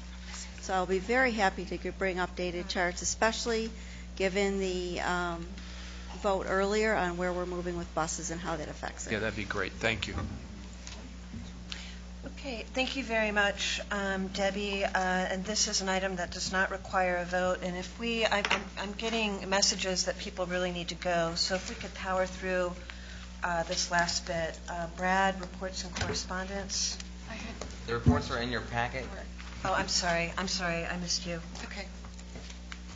It really is kind of a staff thing because, and I really don't want to complain, but this is, I think, the third or fourth board meeting where we've had the budget item under information, which is all great, and most of the time we are just buzzing right through it, and we have paid absolutely, and I mean, maybe everybody's read everything, No, I agree and everybody's with you. okay with it, I but agree. I get the sense we've paid really very little attention to it. I know that our committees are looking at this in great depth, and they're talking about it. But here we are in July, and we used to have workshops to go over this. So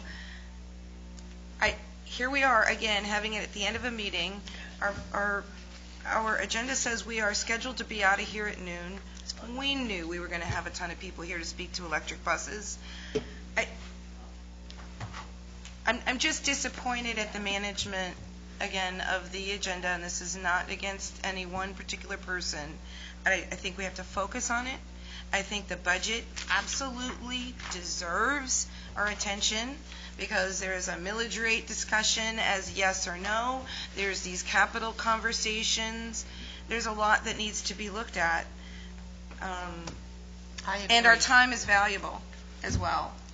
Everybody's needing to leave, and so we're powering through a very important discussion. So I put that out there. And as chair, I have to say I totally agree as well, and we will make sure to prioritize this item at our next meeting and make sure that we have the ample time to discuss this just as thoroughly as we discussed electric buses. Thank you. Any more comments? Or maybe not as thorough as electric buses. Oh, that was a joke. Okay, thank you. I really appreciate you bringing up that comment, Vice Chair. Brad, reports and correspondence. The ridership information is in your packet, and it is down, and we are working on a presentation to the Finance Committee that we can try to schedule at some point in the future for the full board on a more detailed dive into the impacts of our ridership on a more specific basis. That's the one report in your packet. Moving on to future meeting subjects, I do want to highlight a number of activities that are happening in July. We are still in June. It does seem like this meeting has lasted until July, but we're still in June. But in July, July 12th, I believe, is the date in which the county has set for a public meeting to go and provide comment about their use of the BP funding. I look forward to as many people that came to the meeting joining me at that meeting. I doubt it. But we are working hard to find a solution to our capital issues. And other board members are welcome to join me at that meeting. Should we wear matching shirts? Yeah.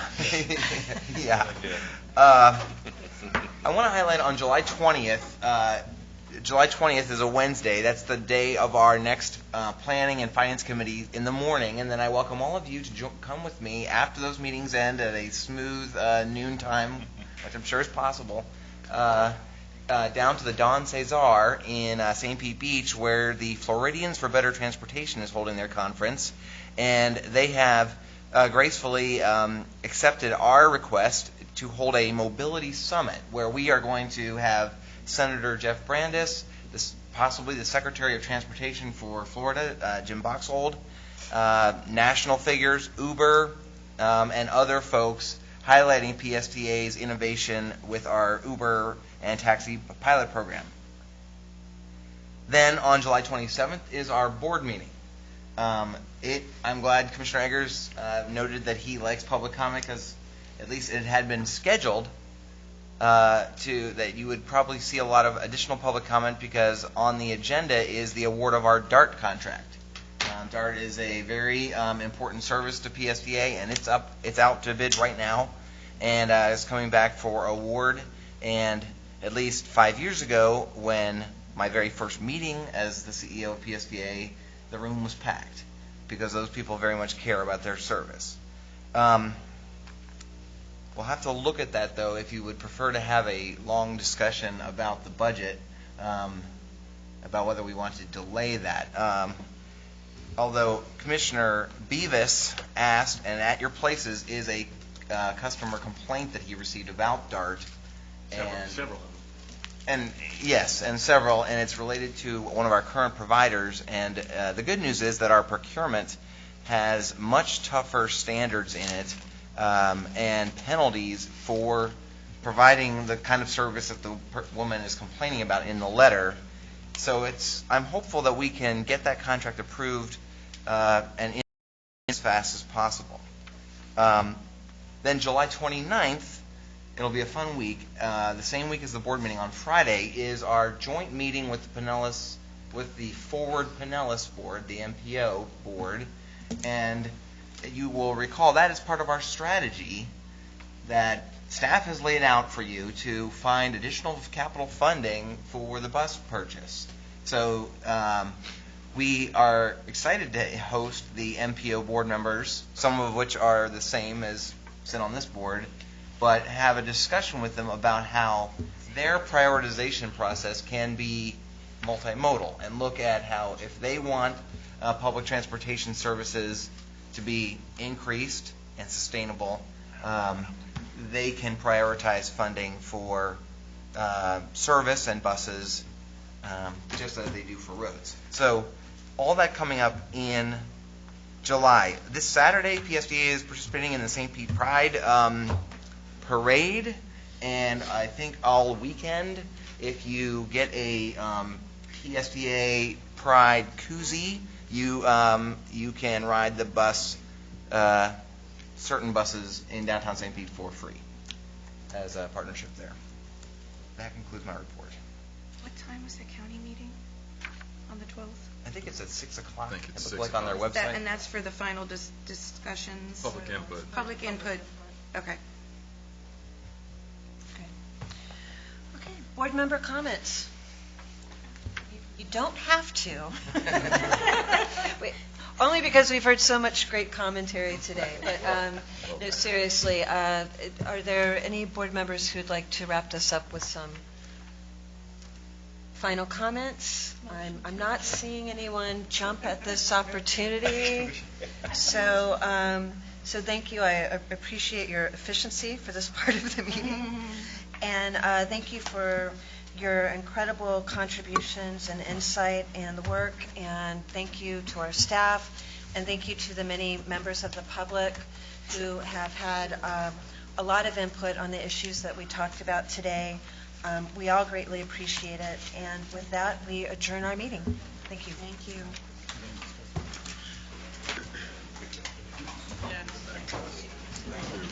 Oh, yeah. Thank you. I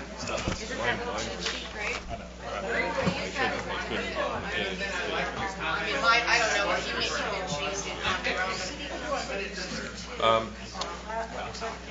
Do we know how challenging I can give you mine.